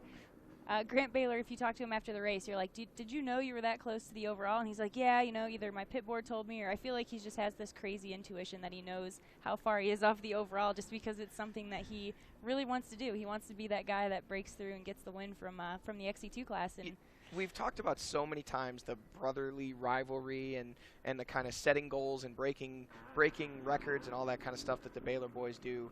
And, you know, here we see another rider. Man, that hill at the 5-mile marker is just getting so bad. These guys are really struggling, and we actually saw one of our other XC2 riders, Ryan Lojak, really struggling to get up there and had to either back up or possibly turn around. Where'd that guy come from? Well, they're doing anything they can do to try and get a run, and we've actually seen a few riders just kind of throw in the towel and head backwards down the trail, and, you know, maybe they're going to go have a quick sandwich down at the bottom of the snack shack there next to the lake, and then really get their speed up once they a little more traction once they get free that sandwich. Sandwiches for any racer who's broken down or can't get up the hill. Oh boy, it's going to be overrun down there at the sandwich shop. No mud fleas allowed, just riders. So Johnny, I have to ask, as a rider, when this situation's happening, it's a little bit different because if you were doing that on a quad going back down the other way, there would be some real issues. But if you're that guy right there stuck, what do you do? You know, I remember coming up through the amateur ranks, and I remember some of the tough tracks that we ran, and, you know, the thing that you can't see at home is again, just how slick this is. You know, Jen, you've raced some GNCCs. Obviously, I've done a few in my day, and a lot of times the TV, you know, obviously it's awesome for these guys to be able to sit home and watch and see exactly what's happening, but what you can't see, this hill, you can see how far leaned over that gentleman is on his dirt bike there. It's very steep, so these guys are really struggling just to keep these bikes upright. And up, he didn't let off, and that's the key. You got to keep in the throttle. You got to keep that momentum going. But, you know, when you do start coming down, you have to just be aware that there are riders. He didn't make it. You know, this is one of those things we talked about earlier. We talked about Howard's Hole. We talked about these crazy downhills. We talked about the east side of the mountain and how tough it is. This is the west side. This is the side that was just supposed to be the deer running and, you know, the petting zoo of GNCC racing and Snowshoe. And it's turned out to be, you know, one of the gnarliest sections that we've caught on camera yet today. Well, that's the whole thing about Snowshoe is it's whatever you think you know about this place, or if you walk the track, you've been racing here for a few years, you have an idea, Howard's Hole, these different places that are going to be tough, but there are so many things that you just can't even predict, or maybe that hill was fine the first couple laps, and then a few more bikes on it, a little bit of the condensation precipitation that we had yesterday and the days before coming out of the ground, and it could change within that 3-hour span, and it's just, you never know with this place. You know, and we've seen riders from the B classes all the way up through the XC2, and even some of our XC1 riders really struggle on this. And this shows you that we're looking at upwards of 11 miles of course when you put both sides of the mountain together. So if this is a part that wasn't considered to be difficult at the beginning of the race, you know, and these guys have 11 miles of this to contend with, you know, nothing's over until it's over. You know, we've still got racing action left. Anybody sitting at home, you know, thinking, okay, well, Caleb's got this one in the bag, you better just stay in that seat for just about another hour or so, you know, and we've still got battles, and we've still got a lot of racing action left to unfold. And, you know, there we see Brady Myers, one of our, I believe he's running the Open A class. I'm not sure what class Brady's in this year, but he's a good buddy of Thad Duvall's and from West Virginia there, and you know, he's working his way up and leaning back, grabbing a handful of throttle, still working, and it looks like he's got it in the bag this time. But you know, there's certainly nothing that could prepare you for snowshoe if you. I actually had the opportunity to speak with a couple gentlemen yesterday who made this their first ever GNCC. He was a rider from Marietta, Ohio, or near Marietta, that came up, was talking to me before the afternoon race yesterday. Said he had been here in 2008. He had seen it, and he said he really wanted to check it out for himself. He told a couple of his buddies from work, he said, hey, I think I'd like to race one of those GNCC things. You know what they told him? They said, you're too old. He said, you know how old I am? I said, no. He said, 35. He said, I told him you were 36 and you still race the XC1 class. I said, well, I might be a bad example this year, but we've got classes for everybody out here at GNCC Racing. There's classes for riders over 25, over 30, over 35, over 40, over 45. We've got over 55 classes, over 60 classes. If you can ride your motorcycle well and you want to take on this terrain, you should come out and try it. Snowshoe may not be the best one for you to try, but, you know, he was pumped. He finished. I think he said he got 12th or 13th in his class. He's hooked. He'll be back. Yeah, how about the morning race this morning? We had at the last minute, we had our third place overall guy get bumped out by a 200C rider, but just before that, we had three of the old guys, we like to say, 45 plus and 50 plus. The guy that won the overalls, Dr. Steve Thaxton, he was the super senior 45 plus class winner. And then we had second place. We've got a lot of distractions here in the RacerTV trailer. We've got Walker Fowler, XC1 Pro ATV racer. He's over here showing us all of his battle wounds. Who knows what kind of crashes he had yesterday on his ATV. Becca Sheets, WXC rider. I'm sure she had a pretty gnarly and fun race out there as well. They are some great spectators here in the afternoon race. They're always out there pulling bikes out, getting people unstuck, pointing good lines, and that's kind of what's cool about the GNCCs, especially this one.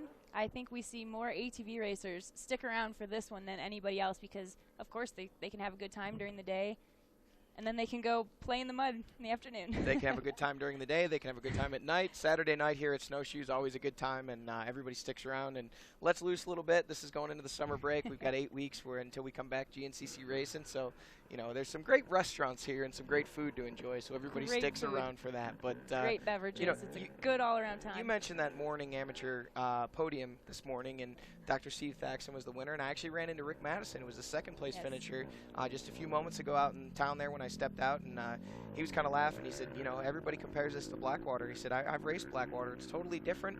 He said, but man, he said, that course really jumped up and bit me a few times. He said those guys put a great track together, and it's funny because usually after a race, a lot of times when someone doesn't win, they'll have, you know, I wouldn't say excuses, but reasons for it. And he said, you know, I rode my best race. He said he outrode me and he beat me. He said I wouldn't want it any other way. So great camaraderie between those guys, and you know, you mentioned they might be in the elder classes, but you know, certainly showed that sometimes experience is worth its weight in gold because they went out there and were the top finishers overall today. Yeah, and that's exactly what Thaxton said. He said, you know, us older guys, we have a little bit of experience. We saw some of those younger guys out there maybe making bad line choices or just getting a little bit too throttle happy out there, and it looks like we see Nick Farringer on his mountain bike here, so he's probably had some issues out there. He's maybe going to cheer on some of his teammates, or maybe he's trying to fix his bike. We don't normally see riders geared up on their bicycles because they can, on foot, go wherever they want as long as they get back to the pit area to fix it. And so we saw that last year with, I believe that was Chris Bach, who actually bicycled out at Ironman and carried a chain with him, put the chain on himself. And, you know, we've talked about in the past on the RacerTV show here that we've got a rule where if you're towed in or you receive outside assistance out on the course to help you get your bike back to the pits, you can't rejoin the race. But if you can get your bike back to the pits yourself to repair it, and or if you can get the parts that you need out to the course, you can get that bike repaired and get back out there. So we saw that with Thad Duvall obviously being towed in. That meant his day was over. Nick Farringer was running near or inside the top 20 overall. Looks like when we last saw him, he was 24th overall. So, you know, decent ride, had a good one going, and he hasn't checked in, obviously, then on lap 5. So maybe he's out there trying to get that Husqvarna back running so that he can finish this one out today and potentially get himself back into that top 20. Yeah, wow, that's really interesting. And it's crazy to think that after 2.5 hours almost of racing here, that if a rider's bike breaks down, that we don't know what he's doing. He may just be going to cheer on his teammates after a mechanical error issue or something like that. But we do see guys that are just trying really hard to get their bike fixed no matter what it is. If they're running up and down the mountain or anywhere, anything that they have to do to get back out there and keep riding, and that's pretty awesome. Yeah, you know, we've seen it a lot of times over the years. They say championships are won on your bad days, and you know, guys will go ahead and do what it takes to get back out there and earn some points. And you know, Nick not contesting the whole series. He's racing the Enduro Series and the OMAs, but you know, he's here today because this is the premier racing series in the country, and he wanted to come out and try his hand at Snowshoe Mountain. And you know, great to see him out there and doing his thing, and hopefully he can get back going for the day. And Rodney's joined us back in here today, and he stepped out to kind of get a view of how things were going out there. What'd you see while you're out there, Rodney? Anything exciting? Yeah, well, I saw the junction. The junction's got some great dinner going on, some great lunch going on over there. But no, what I did see, I walked down by the finish line and checked that out. And man, it's amazing how many rocks are starting to just literally pop up out of the ground there. And it looks a lot like what we're looking at right there. And it was grass yesterday whenever the race started for the ATV riders. So just goes to show you that any and everywhere on this mountain, even here on top where one would expect it to level out and flatten out, it's rocky, it's rough, it's rutted as well. So, I mean, there's challenges everywhere that you seem to turn, around every corner you turn here, it seems like. Yeah, and when you had stepped out, we've been watching this 5-mile marker, which you and I were watching earlier. Jen and I were taking note here. We had XC2 riders that had to turn around and have another go at it. Wow. So, I mean, there's, and there we see another rider. Actually, this gentleman has tried a few times, and last time he stopped right about there. So he's done. He's gonna go. He's gonna take a nap. For those of you watching at home, now he's kicking the bike. That's oh man, you folks have got to go home and watch this on archive if you're not watching it live. I actually wish that Walker and his buddy Luke hadn't walked away, because I believe this is what they refer to as a dirt nap. This gentleman has just stopped and he's decided he's going to lay down and take a little nap. He's upset. He's beaten mentally. I don't know if he's talking to someone or just himself, but you can see he's looking back at the cameraman. He's like, man, I don't know what I'm doing here. I'm giving it all I got. I can't get up this hill. Well, you know, I wrote about this in Quickfill this week rather, talking about, you know, there are individuals that actually come to this race saying, if I can make one lap on this course, I'll feel like I've done something, because, you know, maybe they raced the Blackwater at one time years ago, or maybe they always wanted to race the Blackwater and couldn't do it for whatever reason. But their idea is, if I can come here and make one lap, and I don't know how many laps this guy has done, but I'll tell you, whatever it is, he is making things a little bit sluggish up there. I just talked to Walker, and actually I was talking to him. Rode a Segway for the first time. We got a tweet there from Walker Fowler. It says, rode a Segway for the first time. They let him crank it up to full speed. Absolutely waffled himself into a tree. Look at that. Look at his arm right there. He was telling me about that. He said, we were down there riding, having a great time. The guy says, you know, he comes from back home where Walker is at, and he says, you want me to turn it up a little bit? It's only on 5 right now. So, well, Walker went out in the woods, and they said he was going along great, and all of a sudden he just kind of disappeared. Dude comes up, man, what happened? What happened? He said, you turned it up. Hey, he was going along great, and then all of a sudden he disappeared. Sounds like his race yesterday. It's been a rough weekend on the mountain for a lot of people. And again, you know, all kidding aside, this place is tough, and the Segways are no different. Those Segway trails down there are no joke. Like I said, last year we were down in the woods, and when we were working on setting up for the GNCC University, we came across what we thought were some racing trails. And now we see Caleb Russell. Here's our leader working his way through, still up on the pegs, hard on the gas. You know, Caleb's he's on a mission. He wants to get that one more win, tuck a couple more points under the belt, one step closer. You can see the KTM boys. They don't have much to say. They're like, Caleb, you got this. We're just here in case you get stuck. Get on the gas. Let's get this thing to the finish, and let's get the win. So we should see Caleb getting the white flag when he comes through this time? Yes, he should get the white flag. 2-lap board came out last time through the finish line barrels there. And this time at the end of lap number 6 will be the white flag. So it'll be a 7-lap race, or technically here at Snowshoe we'll call it a, 3.5 lap race. Here this guy's going back. This is the guy that we, if you're watching here on RacerTV.com and you're listening here at the racetrack, we've got a gentleman that has tried, I think this is his, 4th time? This is for sure his 3rd, possibly his 4th. If he makes it, I think we need to give him a nice round of applause. Oh, we didn't see him. He disappeared behind that tree, and that's it. No, he might have to go for. He's got Walker-Fowler syndrome right now. Lucky try number 5 or 4 or 13 or yeah, he definitely didn't make it because that gentleman's passed him. So, but at least he's up into the sunlight now. If he wants to take a nap there, he can get a tan while he's hanging out on the side of the trail. And you can see a lot of these riders, as you mentioned, Rodney. A lot of people consider it, a win just to finish a lap here. Yeah. So maybe that was his goal coming in, or maybe he's leading his class and he's just having a rough go with things today. Yeah, that's very possible. I mean, it's funny the things that can happen out there. But I mean, if we're seeing this guy struggle, I mean, we've seen the XC2 Pro Lights guy struggling there, then that gives you an indication that somebody that maybe doesn't ride all the time is really going to struggle in a situation like that. And that's a tough break for him, but at the same time, it's been rather entertaining for us. and if anything else, like I said, all laughing aside, I mean, that really does show how difficult this course is. Yeah, it does. So when you see a rider like Caleb Russell or, Thad Duvall earlier, he was really on the gas. You see these guys just kind of, trucking their way through some of this stuff, and you think to yourself, boy, that looks easy. Why are they calling this the toughest race in America? Well, there's your answer as to why. It's plenty difficult out there, and those of you watching at home that weren't able to make it out with us this weekend, we're happy to be able to bring you this action. But bear in mind, what you're looking at on screen is some of the best riders in the world. They're struggling with some of these sections. So, the average guy that has just come out here to see what he can do on Snowshoe Mountain, and here he comes down now on his KTM. Oh, man, we need to get this guy's numbers. If we can get a number off the side of his helmet, we got to give him some kind of a 710, it looks like. 710. If we could look him up and see if we could get a hold of him somehow, we got to give him some kind of a parting gift. George Schell from the 250B class, number 710, and I think we need to give him our persistence award for the day. 184th overall. So he's out there, hammered down. Another guy that's hammered down, Jordan Ashburn. You can see feet off the pegs. Those are those long legs we were talking about earlier. Old Redbeard's out there getting it done. He's working his way through, and just after that hole, he's going to head out onto the ski slope.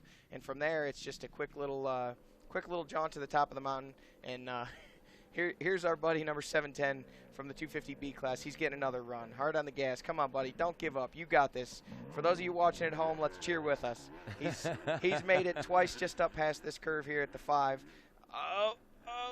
And he's not going to give up on her. There's his spot. It's like a magnet there that keeps. Oh, he made it past it again. Nope. Done. Well, the 710 George Schell from Sure, West Virginia, KTM rider right now is last time around was 23rd in the 250B class. He has 2 laps complete. That means he's made 1 lap on the east side, 1 lap on the west side. He's working on his 2.5 lap. So, and I think this is his first time through this part of the mountain. Because remember yeah, that is true. This would be his first time up this hill at the 5-mile marker on the west side of the mountain for lap 3. So he's beaten. He's laying on the gas tank right now. At this point, you got to wonder what's going through his mind. And I would have to think, why did I think it was a good idea to come here and try this? I'd rather watch RacerTV live. Especially when he goes back home and the whole town's going to be saying, "We watched you struggle on that hill for 30 minutes." Hey, you know what though? He can go home and he can tell any of his buddies, "You think it looked easy? Come on, give it a shot next year." You see him, he slammed his bike down there, and I think he started punching it there. Last, here comes.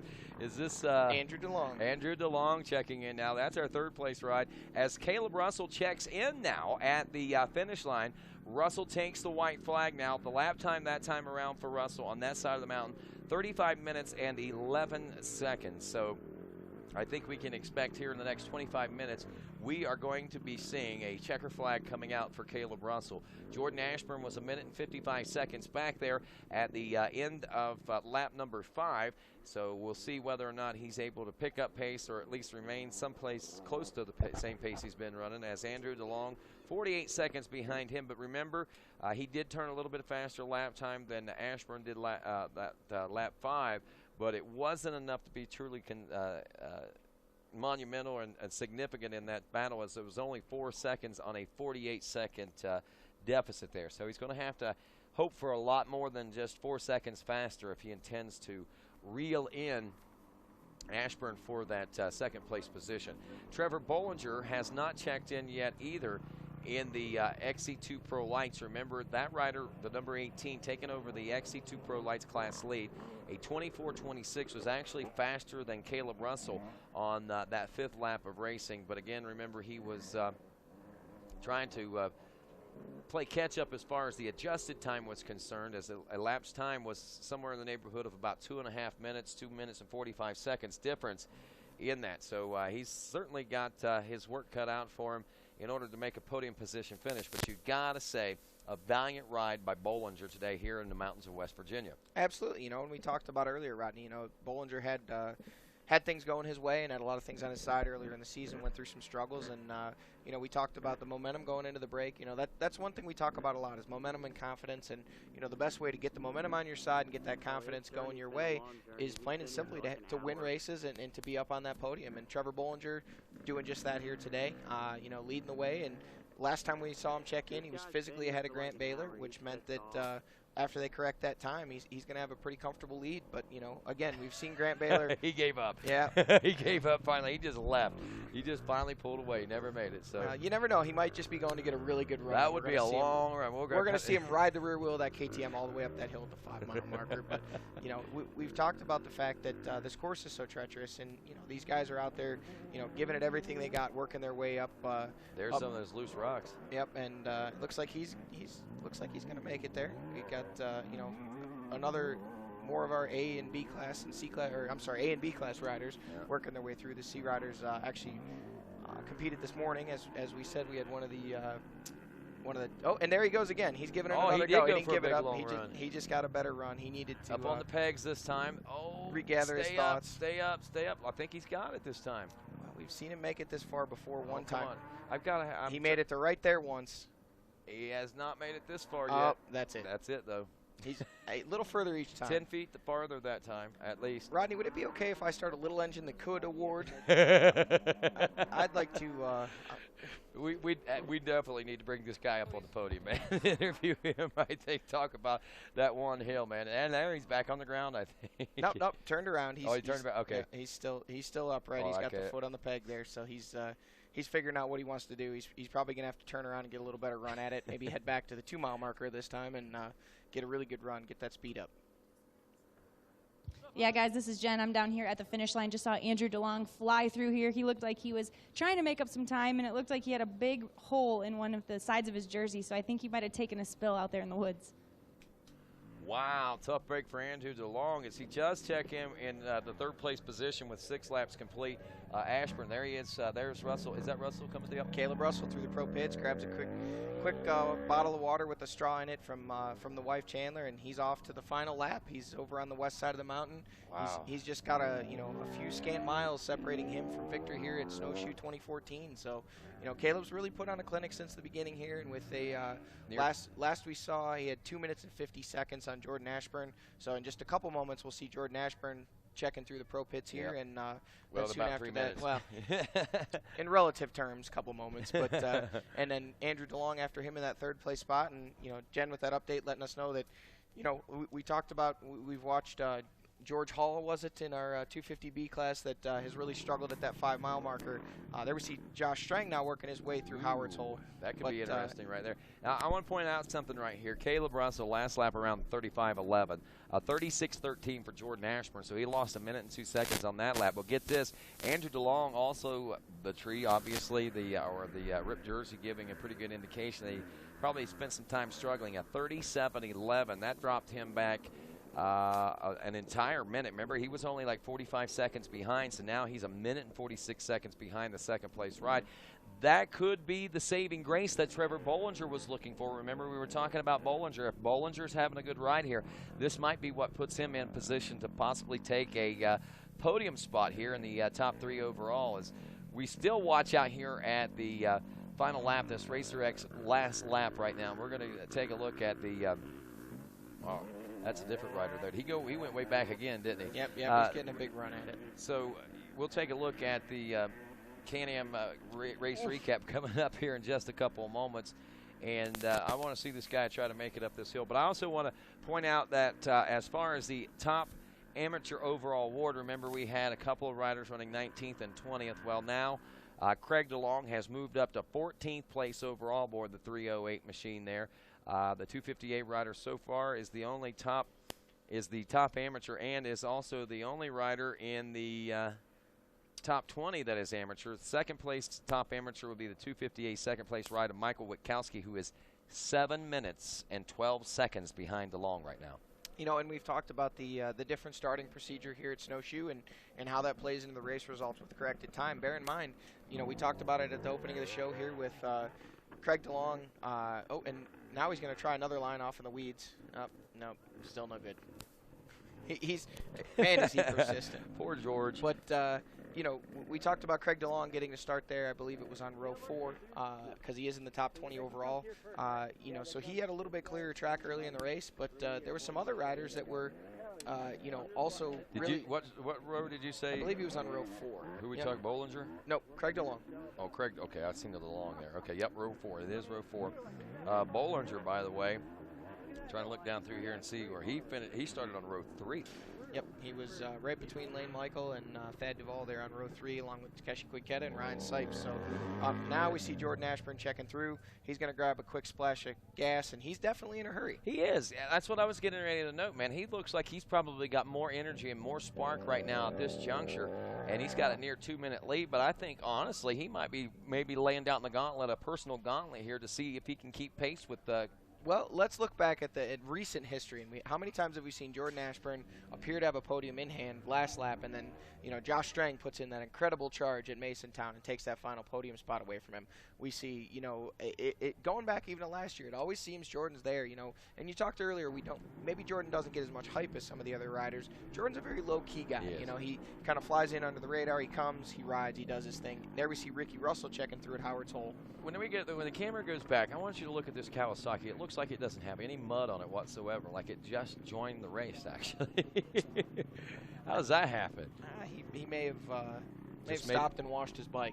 Must have, because it looked like it was sparkling back there just a moment ago. But anyway, last lap, let's go ahead and take a look at the Can-Am recap of what's been taking place so far here today, Johnny. And basically, it's been a jumble up as far as the top riders overall have been concerned. Of course, Caleb Russell got out to the early lead in this one, and he had a great run going. And Jordan Ashburn, physically second on the racetrack, had a great run going. But an even greater run going at that particular juncture in the race was the fact that Bad Thad, who started a row or two back behind those, a couple of rows back behind those guys, was on adjusted time running in the second place position. And Thad Duvall seemed to have things in hand as Andrew DeLong in the pro pits. We just saw Caleb Russell there at the 3-mile marker a few moments ago, so that's how much distance there is between himself and third place now. But anyway, as we were saying, we saw that little jumble up there, and with the problem there for the second place ride of Thad Duvall, and they had to tow him in, and unfortunately ended his day. And that moved Jordan Ashburn up into a solid second place position. And then all of a sudden we started seeing the battles unfold back there for the number 3 overall position. And I think in reality we've probably seen a couple of different riders back there. I think Ricky Russell was there, or at least close by one time. We had Grant Baylor in that hunt for the third place position there for a while. Then all of a sudden something happened. We had Trevor Bollinger, who was running third in the XC2 Pro Lights class. He was a minute or so, it seemed like, or several seconds behind the first and second place battle in that XC2 Pro Lights class that turned into the battle for third overall. Then all of a sudden, neither Ricky Russell nor Grant Baylor checked in. It was quite a bit of a time, actually. And then whenever Trevor Bollinger checked in, all of a sudden, not only did he take over the XC2 Pro Lights class lead, but Bollinger then was able to move into a top 5 overall position. And now, as we wane late in the race here, he's up to a 4th place position, or was up to a 4th place position. And as we recalculate things here, Bollinger has gone through the finish line 7 seconds off the pace of somebody ahead of him in the XC2 Pro Lights class. But more importantly, as we look at how things are starting to tighten up here, remember we talked about the problem that Andrew DeLong and the guys had there, Jordan Ashburn, the minutes or so that they lost on that last lap around. Look at the elapsed time now. We got Trevor Bollinger at 2:41 and still a 4-minute gap. So even with the problems that he had, he's still able to keep a pretty good pace. But I think more importantly, we might want to start looking back behind Bollinger in the second place position of the XC2 Pro Lights, as Grant Baylor has found another spark out there and was way back, if I remember correct, somewhere about a minute, maybe a little further back. He and Ricky Russell both were behind Trevor Bollinger. Now he is to within just a few seconds of that fourth place position overall and the lead in the XC2 Pro Lights. Actually, we've seen Baylor has been on the rear wheel of Bollinger pretty much since he made that pass, but it's Ricky Russell that has dropped off. And now with those guys, you see Stu Baylor then there in the 6th place, and that would be 4th spot in XC1. So he's actually put in a pretty good lap there himself. But you know, we noted that Andrew DeLong must have run into some trouble there with that 2:37. But then again, you look back to those lap times that we're looking at, and we see, or I'm sorry, that's the elapsed time actually. With those lap times, those guys are still in the 38-minute range, so they're still slower than what Andrew DeLong was with that 37:11. Those guys are still about a minute off the pace, and Grant Baylor picking it up just a couple seconds closer to Trevor Bollinger. But those guys are all out there pushing late in the race. This is when you're more likely to see things mix up, because they're really pushing hard. We see how difficult the terrain is. We see how difficult the track is. They're giving it all they got, and they're tired. So you know, that XC2 class very much still up for grabs. Caleb Russell seemingly having the XC1 class, barring some kind of unforeseen difficulties for him with less than a lap of racing remaining, seems to have things well in hand. But again, this snowshoe course is going to step up, and anybody that gets complacent about it, it's going to teach him a lesson. So, well, Chris Bogg back in the number 7 position overall. That actually puts him in 5th in the XC1 Pro class. So you look at it in that respect, it's not such a bad day for the number 3 machine. Look at this as we continue to watch the 5-mile marker hill. That pretty much sets the stage. For what we have had, and lets us know what kind of situations we've had in our Can-Am recap. But I want to turn our attention back out to the 5-mile marker. We're expecting Russell through any moment right now, and the poor young 20-year-old George George Shell from Sure, West Virginia, is still not made it up the 5-mile marker hill. And again, he's made 1 lap on each side of the mountain and only to the 5-mile marker on this second lap. But again, this wasn't in the first lap. So, man, what a struggle for him. And he's going to become a star back home in Sure, West Virginia, I think. This really shows us the kind of haves and have-nots of GNCC racing, I guess, if you will. You know, these guys, this is just, a guy that decided to come try his hand at GNCC racing, and, probably definitely a great rider in his own right in his local series, and, decided to come out here and see how he stacks up against the GNCC competition. And he's talking to our cameraman there. We can't hear what he's saying, but, Caleb Russell out there putting the finishing touches on a masterful day today, leading basically wire to wire. And George he's just kind of second-guessing exactly what's going on here.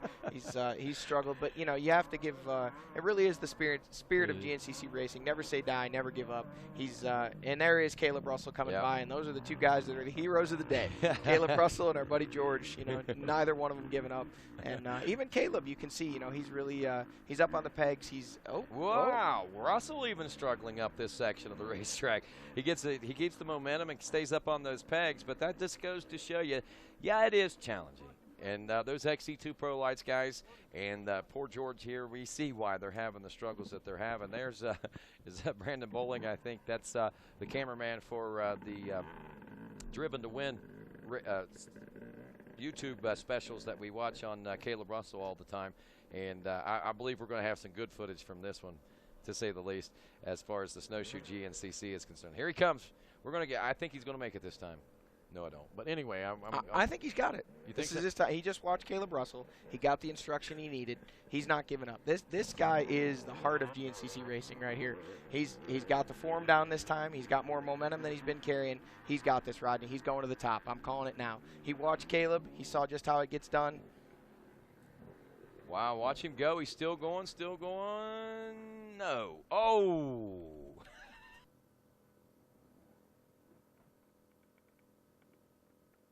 Poor George.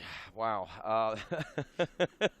I'm not laughing at him. I'm laughing with him. I hope, George, when you go back and watch the replay on the archive of this, that you don't think we're laughing and making fun Absolutely of you. not. I've been there. I respect what you're doing, man. I really, really do.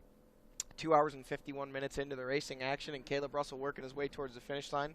Now we wait on Jordan Ashburn and Andrew DeLong in the second and third spot, those guys in XC1, and then we've also got our XC2 battle heated like we were just talking about there with Trevor Bollinger, Grant Baylor, and Nick Davis now working his way back into that third spot. So it's been Davis, it's been Grom, it's been Russell. Those guys have they've really been mixing it up for that final podium spot in an XC2, and nobody seems to want to stamp it and claim it. They keep giving it to each other. They do. That is the case, and that, I guess, again, you know, going back and alluding to the fact that, no, this is not a Blackwater 100 race, but this does certainly pay tribute to that race. As I heard guys saying this, they believe that this is the toughest race in America today by the standards of what's going on out there. There's Paul Whibley out there by Gus's mud hole. Whibley, last check that we had on him, I believe, was 20th overall. 20th overall. That's right. He has dropped way back.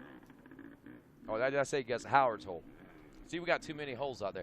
I was thinking Gus's. I got to thinking about that whenever we were talking about the other things earlier on the different names of things. And I didn't want to say Gus's mud hole because I didn't want to do just what I did there. But Howard's hole is where we're at. And, wow, 20th place overall. As far as class goes for Paul Whibley, that puts him in 10th place in the class.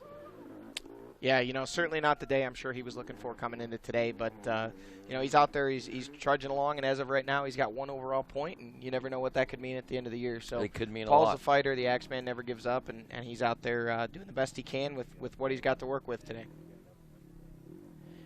Well, as we continue to watch the mayhem and the madness down here at Howard's Hole in our 7th lap of racing here at Snowshoe GNCC, our podium prediction by Heather N. Wilson, at Heather N. Wilson. Podium prediction is Caleb Russell, Andrew DeLong, and Jordan Ashburn. And you know what? You're a $250 AMSOIL winner, and there's a good chance that, Heather Wilson, that you've got the right 3, but possibly not the not necessarily the right order, but you got the right 3, and that's pretty good. Absolutely. Jordan Ashburn working his way up at the hill at the 5 mile marker. And you can see just how difficult that is. Jordan's off the back of the bike. He's paddling. He's doing whatever it takes to get to the top there. 2 hours, 53 and a half minutes into this race right now, and we're watching the 5 mile marker. As we said, Jordan Ashburn just going by there. Caleb Russell with a near 3-minute lead at last time we checked in. Leaders due in at the finish line here shortly, and we'll be back to crown our snowshoe champion and quite possibly our second multi-time motorcycle winner here on Snowshoe Mountain when we return on RacerTV.com.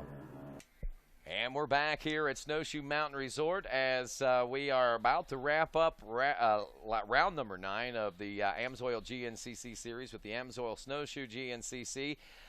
Johnny, again, a big summer break coming up after this, and we're only moments away from a checker flag and the conclusion of what the 2014 season is going to be like before that long summer break, and really things could possibly get shaken up with the 2-3 months or so that we're going to have to you know, get bored or get crazy in for these riders, and maybe even push the envelope and try to come back a whole new rider with a whole different perspective and outlook on the season whenever they come back for round 10 in September. So you know, a lot of things this race having a lot of weight, giving these guys something to think about heading into the break, and then of course with the break coming up, that's got a lot of weight, I think, also. Yeah, you know, you hit the nail on the head with that one, Rodney. We've got you know, we've had 9 races with only 2-week breaks or 1 week end off in between races. And, you know, we heard Charlie Mullins, who was a championship contender up until his injury, repeatedly say, you know, I need a weekend off, I need to regroup. All of a sudden, Charlie got that weekend off and started winning races. So, you know, because he was contesting another series on the off weekends from this, where Caleb was focused solely on the GNCC series. So, you know, those two were doing battle, and it does prove that, you know, that little bit of extra time can give you that time you need to kind of reassess your program, look at your training, look at your bike setup, look at all these different things. And as we see Trevor Bollinger working his way up the hill at the 5 mile marker. Yes, and that's actually Hey, wait, by the way, I think we got checkers out, my friend. Checkers are out as Caleb Russell is snuck in and taken the 7th lap there.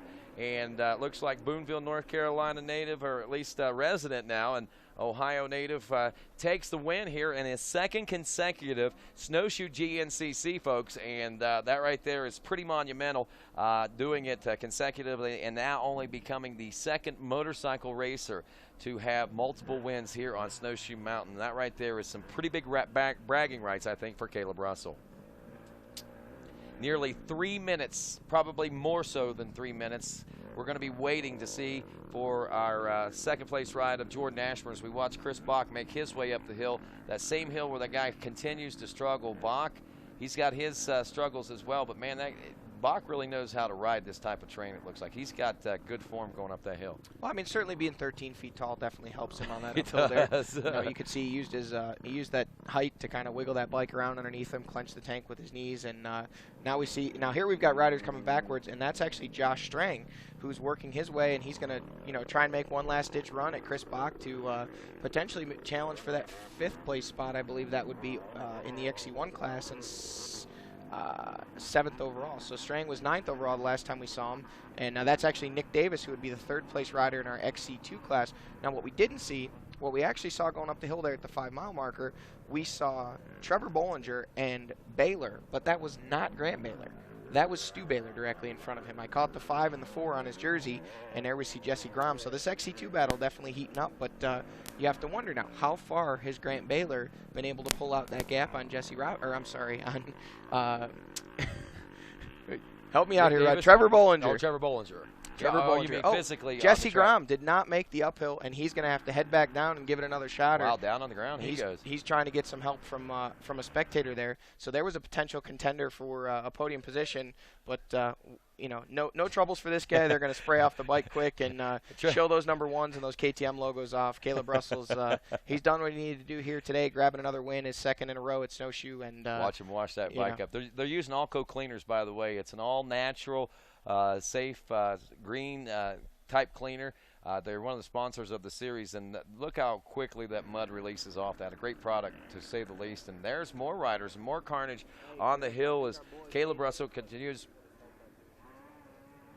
We may actually see this guy make the hill. No? Yeah? Or they're helping him right now, trying to get him up the hill. But regardless, Caleb Russell is our winner, and that's the exciting part, I think, right now. And the other exciting part is to see just how much of a margin he is going to win by here at Snowshoe. And traditionally, we haven't seen, in recent years anyway, those big monumental wins until recently with, most recently, like in the last couple of races since Charlie Mullins disappeared from the factor as far as the XC1 Pro class was concerned. And now we're looking at 3+, and I would say possibly even as much as 4 minutes.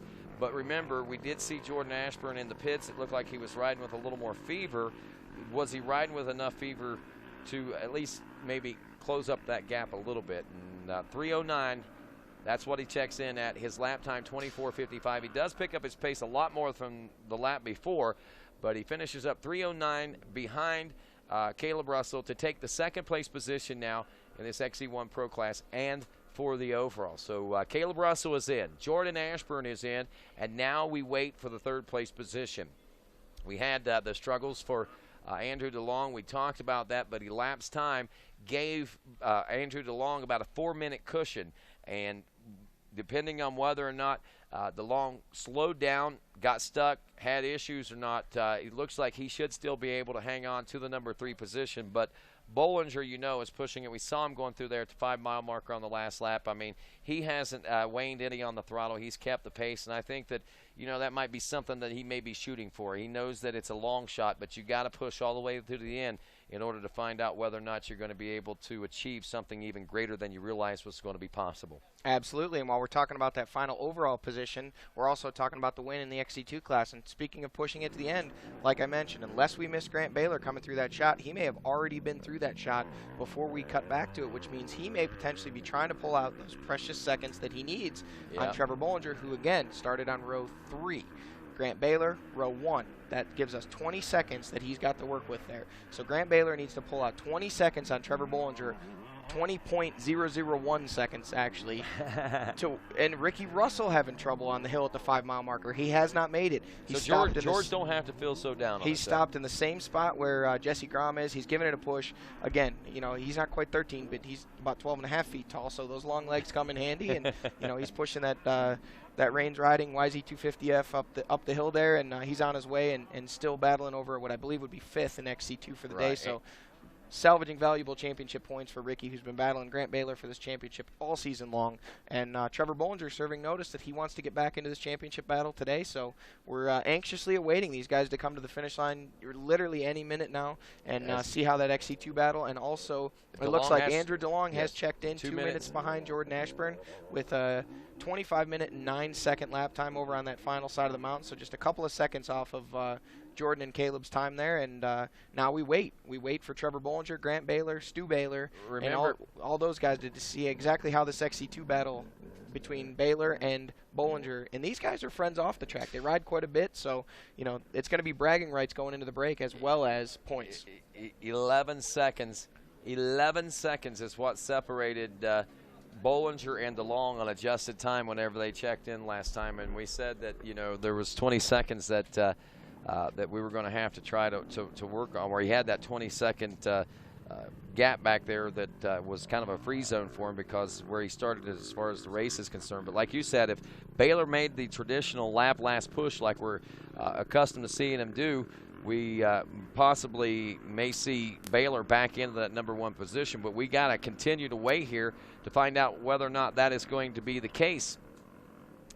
So Stu Baylor back in the #6 position overall. He was 4 minutes and 14 seconds behind Andrew DeLong, which puts him another 2 minutes behind the 4th place ride of Trevor Bollinger when they checked in there at the end of lap 6. And George is giving it one more run here at the 5-mile marker. Rodney, I've lost count of how many attempts this is, but this guy really has the heart of a lion. He does. He refuses to give up, and he's giving it his all, trying to get up and finish this Snowshoe GNCC. I think we need to talk to this guy about the struggles that he had out there. He is certainly a strong rider. There's no doubt about that. I mean, to be able to just go push yourself time and time and time and time again here on this one section, man. I mean, you have to have a lot of just, if nothing else, true grit, man. I mean, stick-to-itiveness. Absolutely. He's giving it his all. He's not giving up, and here he goes again one more time. So as we wait, we refresh, we wait, we're waiting on. There he is. Grant Baylor is checked in now in the XC2 Pro Lights class. Let's see whether or not, and if he. So officially right now, top 3, we got Caleb Russell, Jordan Ashburn, and Andrew DeLong, 1, 2, and 3. Grant Baylor is checked in. We continue to wait and see whether or not Bollinger was able to make up or at least stay within the time frame that he was shooting for there in order to be a winner in the XC2 Pro Lights class and possibly even take the 4th place overall position. And that's exactly what I think may have slipped out of his fingertips there on this final lap of racing as he checks in, and it is Grant Baylor in the #4 spot overall. Stu Baylor checks in 5th place overall aboard the 514. So the brothers Baylor go 4 and 5, and Bollinger checks in the #6 spot overall, and that is 2nd place in the XC2 Pro Lights. So a valiant effort by the mountain man from out of North Carolina, Trevor Bollinger. Looked like he might have this one, but looks like Grant and Stu got together and started pushing each other. And we look here and see what the difference in time scanning between Baylor and the Baylor boys, an entire minute basically separated those guys physically on the racetrack whenever they were out there. But on elapsed time, as far as Baylor are concerned, it was just 51 seconds, I believe, or 49 seconds possibly that separated those guys. But regardless, that guy, Caleb Russell, on the center of the podium right now, a 3-minute and 9-second win over Jordan Ashburn. He had plenty of time to wash up, get cleaned up, and think about what's going on out there. He and Jen Kenyon are discussing some things that possibly took place out there on the track during the race, and we'll be down to talk with Caleb and Jen coming up here in just a couple of moments. We are watching and continuing to wait to see if there's going to be any changes there in the XC2 Pro Lights. Looks like we may have that one dialed in. Baylor, followed by Bollinger and Nick Davis. Looks like he has secured, at least for the moment, the third place position in the XC2 Pro Lights, but that's, yes, he has. As he checks in now, he is the 7th place overall ride. Chris Bach checks in behind him after adjusted time. The number 3 machine checks in 8th place overall. For Bach himself, that's a 5th place position in class, which is a pretty nice position, a pretty strong position, and one that you can certainly build a good summer program on. Back behind him in the 6th place position in that 9th place position, I guess it would be, in the overall and in the XC1 Pro class. Looks like Josh Strang will take 6th overall. And as far as the rundown again for your podiums, it looks like XC1, Russell Ashburn and Andrew DeLong, 1, 2, and 3. Your XC2 Pro Lights, Grant Baylor, Trevor Bollinger, and Nick Davis. So far, unless something happens on time adjustments over the course of the next few moments here in that XC2 Pro Lights class. So we'll keep an eye on that to make sure that nothing does change. We had only 7 seconds difference between Jesse and Nick the last time, and almost 3 minutes back to Ricky Russell, who has continually lost time since the problems that he suffered just before the halfway point of this race, or right about the halfway point of this race anyway. And so we continue to roll over to the podium. Come on down and join us, folks, as we get to congratulate he lives in North Carolina. He was born and lived a good long time in Ohio, but Caleb Russell also spent some time in West Virginia. His father and his family lives here in the great state of West Virginia, so obviously Caleb Russell's got 3 claims to fame as far as states go, and here in the great state of West Virginia is one of those, as he is an adopted mountaineer, so to speak, and I'm sure that the fans here in West Virginia are going to be more than gracious to him as we get set for podium celebrations coming up in the Village Square here in just a couple of moments. And while they get cleaned up and ready to head down to the podium area, we'll be sending things down to Jen Kenyon. We'll also be checking in with one Johnny Gallagher here shortly to find out who our top overall amateur racer is going to be. And like we said last time that we checked, last time I looked, we had a whole different situation as far as that was concerned. Craig DeLong was your leader, and he had like a 4-minute lead over the second place ride in the XC2 Pro Lights, which was, I believe, Michael Witkowski. Well, Witkowski has moved in after lap 6. Last time I didn't even see that, so we'll see whether or not he's still there. But at the end of lap 6, Witkowski turned a little faster lap, quite a bit faster lap, as he was able to turn a 41.26, and that put Witkowski just ahead of Craig DeLong, who turned a 46.27. That was 5 minutes faster that we saw that happening in. So, wow, Witkowski on a rail, DeLong having problems out there in the top amateur ranks, and it looks like if things continue the way that they were there on lap 6 here on lap 7, then Mike Witkowski will be our top amateur overall. But we've still got some time to go. Again, we are looking here at Snowshoe Mountain, Russell, Ashburn, DeLong, and then in the XC2 Pro Lights, Baylor, that's Grant Baylor, Trevor Bollinger, and Nick Davis will get the 3rd place position. Finish aboard the 222 as Jesse Grome drops off to 4th after time adjustments, 2 minutes 56 seconds back. He turned a 27.40 lap time that time around, so he too found struggles, and I would assume that probably more than just that 5-mile marker. That 5-mile marker claiming a lot of folks and a lot of time on several folks as they made their way. It was interesting to watch, and a great job by the crew here at Snowshoe GNCC, and not only just the crew at the Snowshoe GNCC, but these guys travel all around. We're talking about Jeff Russell and Barry Hawk, and the return of Bjorn Hamrick here in 2014 has certainly added some great twists to the action here in this new season of racing. Well, not so much of a new season now, as it's hard to believe that we started out in March, early March, and here we are already mid-June, and we are at the breaking point, the summer break. It's not the halfway point. We're a few races past that. It's round 9 of 13, but man, I tell you, when we roll into those final 4 rounds, especially after the Snowshoe GNCC. There's going to be a lot of people looking for redemption out there in a lot of different classes, and I think that should afford us as race fans fairly spectacular viewing opportunities as our podium is complete, it looks like. And joining us down there into the heart of the village is our faithful fans here at Snowshoe GNCC. And let's put our hands together, ladies and gentlemen, for our top 3 overall in the XC1 Pro Class top 3. Andrew DeLong in 3rd, Jordan Ashburn in 2nd, and Caleb Russell, your champion. That is right. West Virginia, you are about to witness history for Andrew DeLong. First career XC1 podium finish. Andrew, how's it feel? It's unbelievable. I got stuck so many times the last 2 laps. I was like, oh man, the 3rd place is gone. So I had to dig deep and just try to keep on moving. It was very, very tough today. Very physically demanding, and you had to be more smart and pick good lines and try to keep your momentum high. And it was tough. I'm definitely tired. So. All right, now we've seen you struggle a little bit here. You came off the XC2 class. You had a couple really great years, just short of getting a championship yourself in those classes. A couple issues, injuries. Coming into this one, we knew you wanted this podium really bad. It's taken you a while to adjust to your bike. It's a brand new team for you, but do you feel like you're finally there heading into break? Yeah, I mean, I wasn't getting the results that I wanted, and I go back home and I work so hard and I burn myself out. And at Ohio, I was first half mile, I was tired.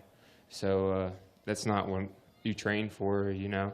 So I had to take a couple weeks off just to let my body heal, and I rode like maybe 4 times this week just to keep in touch, and came out here and I had an awesome day. So do you think that's what it was? Refresh yourself a little bit? Do you feel comfortable out there? Because you looked really good. Yeah, I felt good today. I was on Jordan. I was riding with Jordan in the beginning of the race, and I was on a grassy dirt road, and it had like a little edge to it, and I went on to jump from one side to the next, and there was a little edge, and it took my front end out so quick I didn't even know what happened, and then I found myself on the ground back in like 5th or 6th, so I had to work my way back up through and get around everybody, and then just start charging again. And then after he started, I couldn't close in the gap. I just tried to maintain it and keep a solid race. Jared McClure said yesterday, just keep it moving and you'll be all right. So that's what I try to do. Yeah, I think that's some pretty good advice. He actually stood in this very spot yesterday in the ATV race, right here on the podium. Andrew, welcome back to the podium here. I have a feeling we might be seeing you a little bit more. Who would you like to thank for this one? I got to thank, first of all, my mom and my dad, Joey, my brother. I'm getting all teared up. But just everybody in the whole stadium for helping me and cheering me up. And Factory Husqvarna, Moose Gear, Dunlop Tires, FMF, and Bel-Ray, and Recluse, Sports Unlimited, and Joey, and Pro Taper, and I don't know the rest of them. I'm sorry if I forgot anybody, but thank you. You know, guys, this is a special moment. It's been since 2012, if I'm correct, that Andrew DeLong has stood up here on the overall podium. So give him a big round of applause, everybody. And right here we have 2nd place finisher Jordan Ashburn, his best career finish ever here at Snowshoe. Jordan, this one's got to be a good feeling for you. Oh, definitely. I mean, I had a good day, and it was just, the track was so tough the last couple laps. I was just hanging on and trying to stay up there. Man, we've seen you battle so hard for these podium finishes, and like I said before, I've said it a bunch of times this season, it seems like you're just this far away from this finish, so you're one step closer to that #1 spot. Do you think you're going to finally get over that mound here heading into the last part of the season? Yeah, hopefully I'm going to work hard this summer, and hopefully come back from the break refreshed and ready to go again. Tell us about the track conditions out there. You've got long legs. It seems like you're really able to paddle your way through. Did that come into an advantage for you?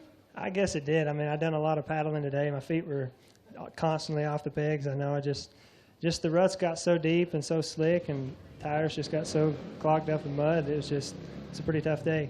Yeah, but you did it, 2nd place. Not only your best finish, but at the toughest race of the circuit. Yeah, for sure. I mean, I always kind of like this place, and it's kind of similar to home, so it's a good day.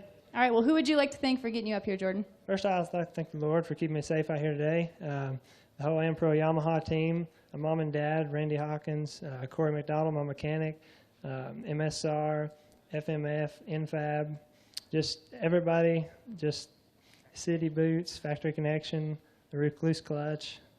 Thanks, everybody. All right, Jordan Ashburn, second place overall for the day. Put your hands together, folks. We got to grab this heavy trophy here, courtesy of the folks at Snowshoe Mountain. If you can't see it in the back row, it's a beautiful snow globe, courtesy of these guys, like I said, at the Snowshoe Mountain. Hold it high and proud. Caleb Russell. He's not a West Virginia native, but he's definitely one of your own. 2 years. Oh, no. We'll get him a new one. Don't worry, folks.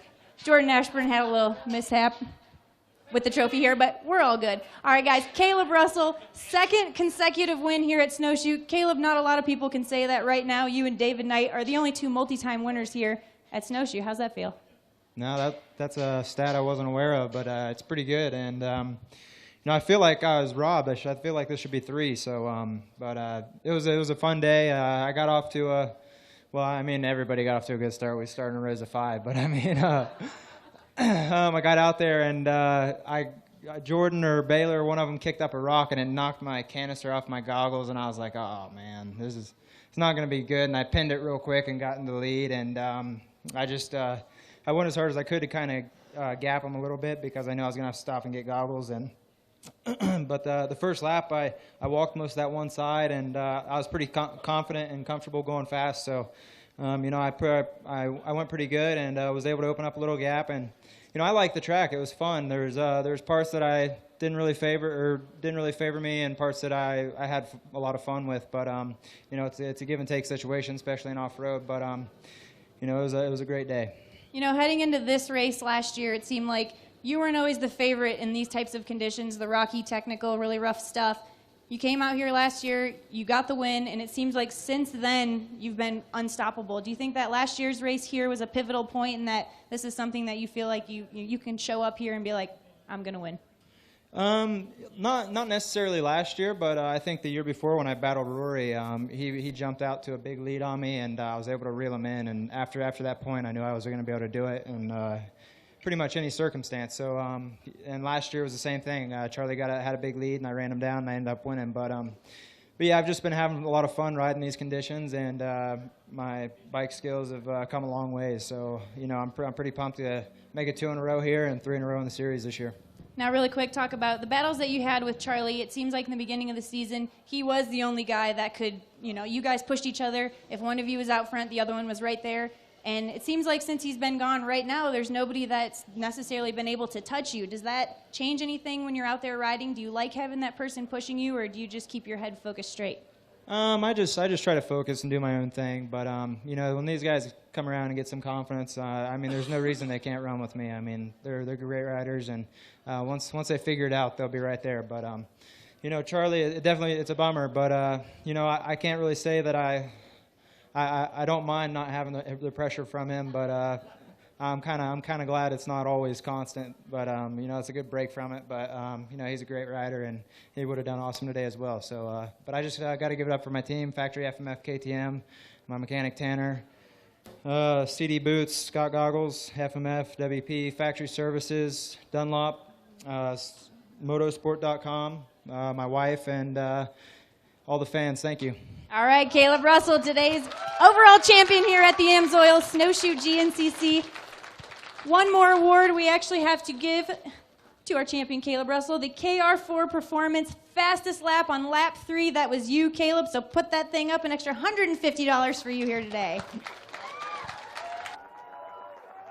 Well, Jen Kenyon, they'll be resetting the podium here in just a moment. We've got some champagne celebrations that we're going to get underway with here in just a couple of moments. Also, our top amateur, Mike Witkowski, we're looking for you over at the podium, and we'll be speaking with him, I believe, here in just a few moments. So, Mike Witkowski, if you can make your way back from over at the Pro Pits, and check it out. Ladies and gentlemen, here they are, your top 3 overall once more. Give them the love that they deserve. Andrew DeLong in 3rd, Jordan Ashburn in 2nd, and Caleb Russell, 2 in a row here at Snowshoe GNCC. 3 in 2014. And as the photos are taken, you notice that nice trophy there, a snow globe, a very well put together piece of artwork I'm trying to say, and it really gives you a good indication of what these guys are riding like through the Snowshoe Mountain with the all the trees and the rocks, and it's all in there. It's pretty cool to see that, and you can shake it up and see the snow globe fall, with all the sparkles in it as well. But right here, this is the sparkles that Caleb Russell's been looking for all day, ladies and gentlemen. We're talking about the champagne celebration, as we always say. To the victor goes the spoil, and the spoil's in GNCC, the sweet, sweet spray of champagne.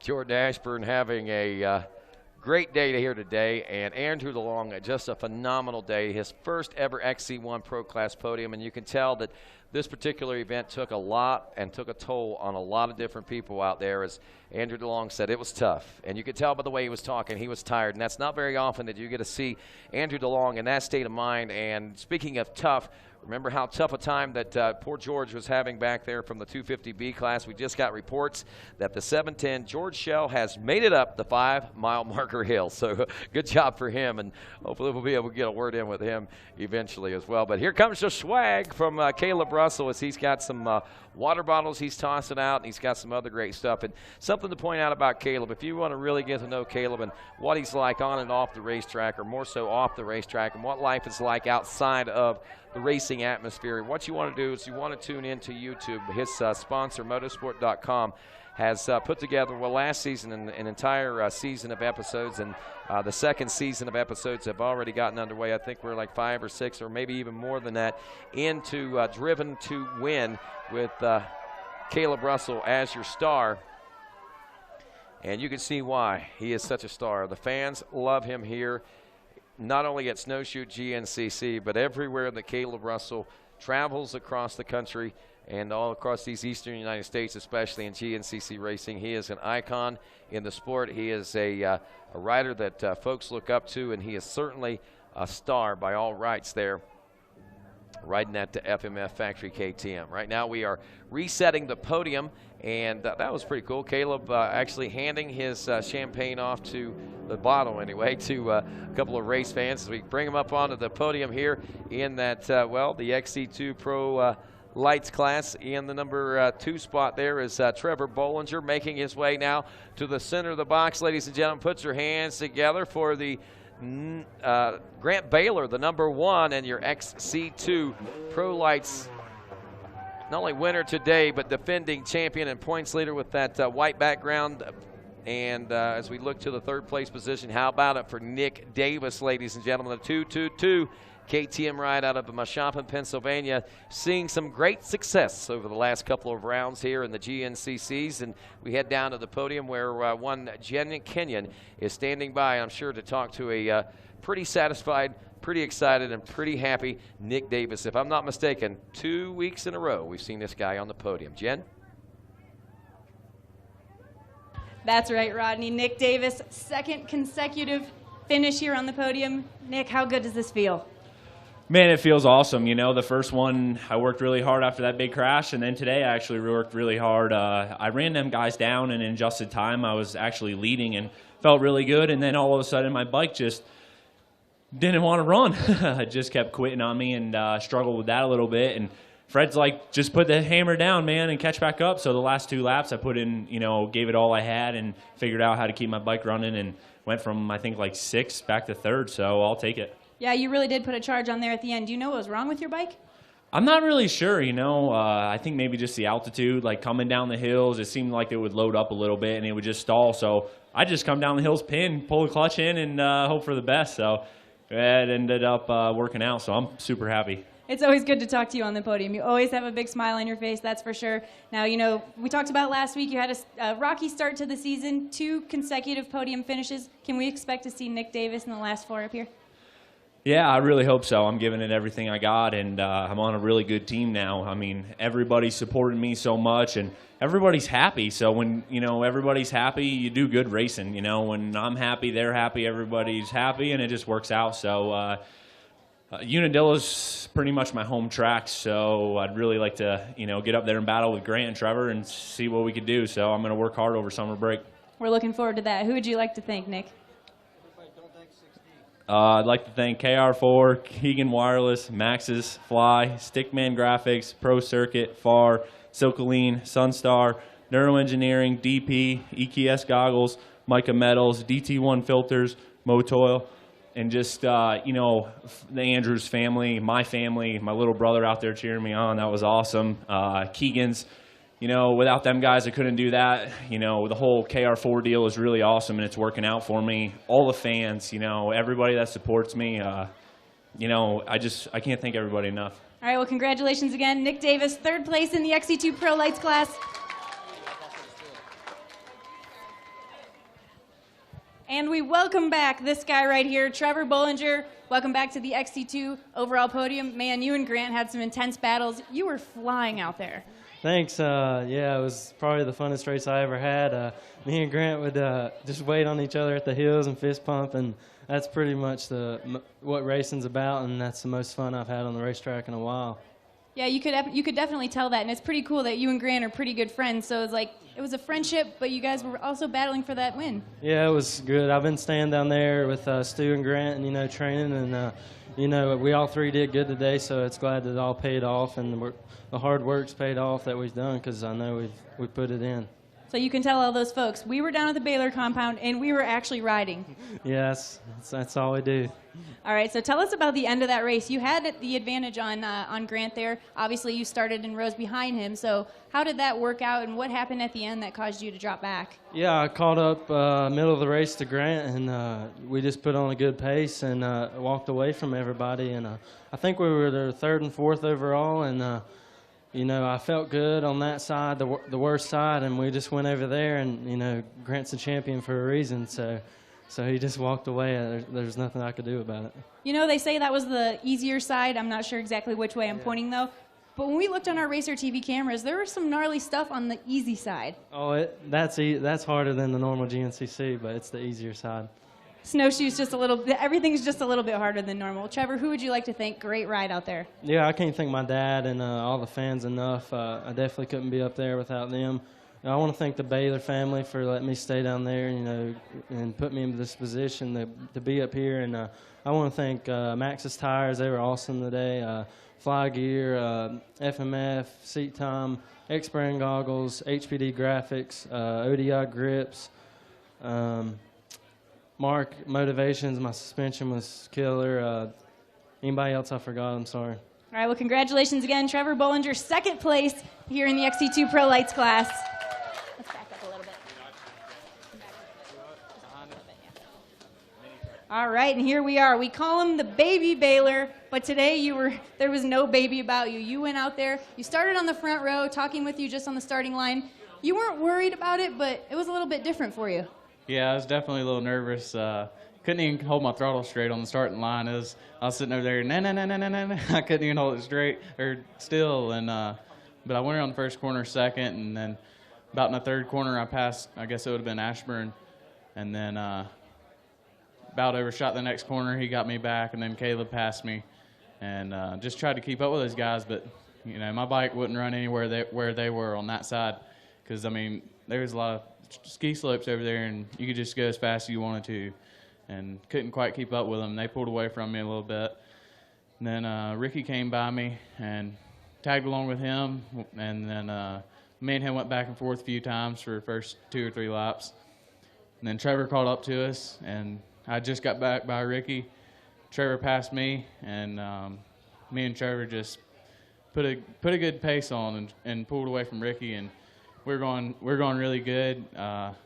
We'd pass each other, you know. He'd fall or get hung up, and then I'd fall and get hung up. I mean, we were back and forth all day. It was awesome. And but I knew the last lap I had to pull about 20 seconds on him, and had about 5 on him going through the finish, going into the last lap. So I just put my head down and charged and came out with the win. You know, talk about your bike. You choose to ride the 2-stroke, and obviously if you thought it wasn't the better choice for you, you wouldn't do it. But some tracks it seems like it's an advantage, but maybe not so much today. Honestly, I've never really ridden a 250F, but I've always loved the 2-stroke, and I love my 450. And but yeah, I mean, depends on where you are. You know, this track had some this was about even. I mean, it had some really good stuff for 2 strokes and really good stuff for 4 strokes, I'd say. All right, well, Grant, who would you like to thank for getting this big win here? The whole FMF KTM team, my mom and dad, my mechanic, Alan Gravitt, Power Sports Graphics, Ride PG Suspension, Ankle Savers Foot Pegs, Liat Neck Braces, Shoei Helmets. That's about it. All right, guys, there you have it. Grant Baylor, today's XC2 Pro Lights champion. And, of course, joined by Trevor Bollinger and Nick Davis. We're going to get those guys together for a quick picture. We're going to invite Johnny Gallagher with our top amateur. We're going to get that celebration. And, Grant, you've got that nice, sweet bottle of champagne behind you, and Rodney's going to tell us just exactly what you're going to do with that bottle. Well, I tell you what he's going to do with that bottle. He's going to celebrate as we continue to take photos, Jen Kenyon, here in the heart of Snowshoe Village, where the finish line podium is located, one of the most unique, and not one of, but the most unique GNCC of its kind.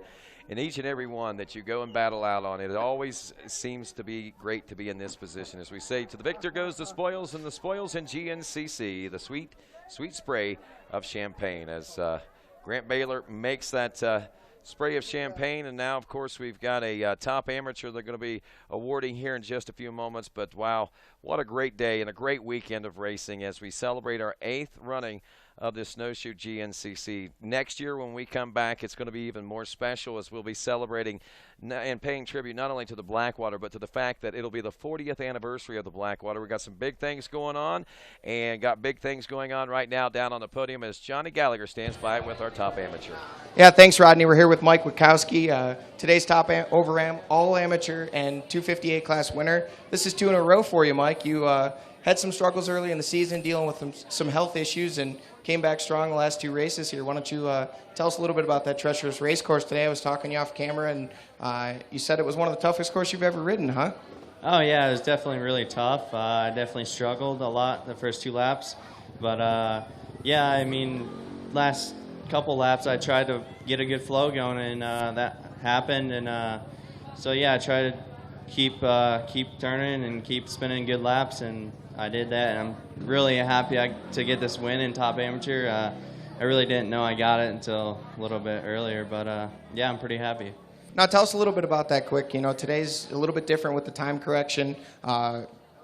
It was Craig DeLong who started on row 4, who led most of the day, and at one point, I believe had 6 minutes or more on you guys there, and you and Austin Lee were battling over that number 2 spot, and seemed he had some struggles there at the end, and you were able to turn it up. And how hard is it to race not really being able to see the guy you're racing against? You said yourself when you crossed the line you didn't even know you'd won the race. Yeah, it's really tough because, I mean, you can't see him, so you can't really try to race with him. But me and Austin had a good race going, and we spun some good laps, but Austin ended up getting stuck, and then I just tried to pull away, and I tried to, yeah, spin good laps, and it's really tough when he's way out front, or Craig was way out front, and I'm trying to make up time. I don't even know what place I'm in, so it's really hard, but I'm super happy to take the win, and it was good.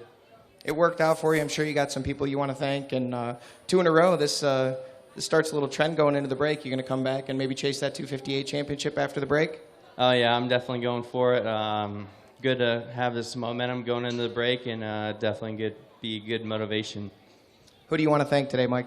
I'd like to thank my whole family, especially my dad. He puts on all the hard work, and Fly Racing, everyone at Maxis, Chewy, EKS Spring Goggles, Forma Boots, KTM, Nihilio Concepts. I know I'm forgetting some people, but thank you, everyone that helps me, and I really appreciate it. Hopefully they're all watching at home and they got to see you thank them. Rodney, back to you. That was Mike Witkowski, our overall amateur today. All righty, thanks a lot, Johnny Gallagher, and that's pretty much going to wrap it up from here at Almost Heaven, West Virginia, elevation 4848. Snowshoe Mountain Resort. And I want to say thanks to everybody for making their way here to the resort. We had an overwhelming crowd here this year, and a great crowd at that, and some good times throughout the course of the weekend. And we want to say thanks to Snowshoe for providing such great amenities here. And with that being said, we say thanks also to the RacerTV crew. And it'll be a while before we be back on GNCC and GNCCLive on RacerTV.com. But be watching RacerTV.com for upcoming episodes and more great stuff to come. Again, thanks to all the crew and everybody in the trailer and everybody out there on the trail. I'm Rodney Tomlin for Jen Kenyon and Johnny Gallagher. Have a great day, everybody.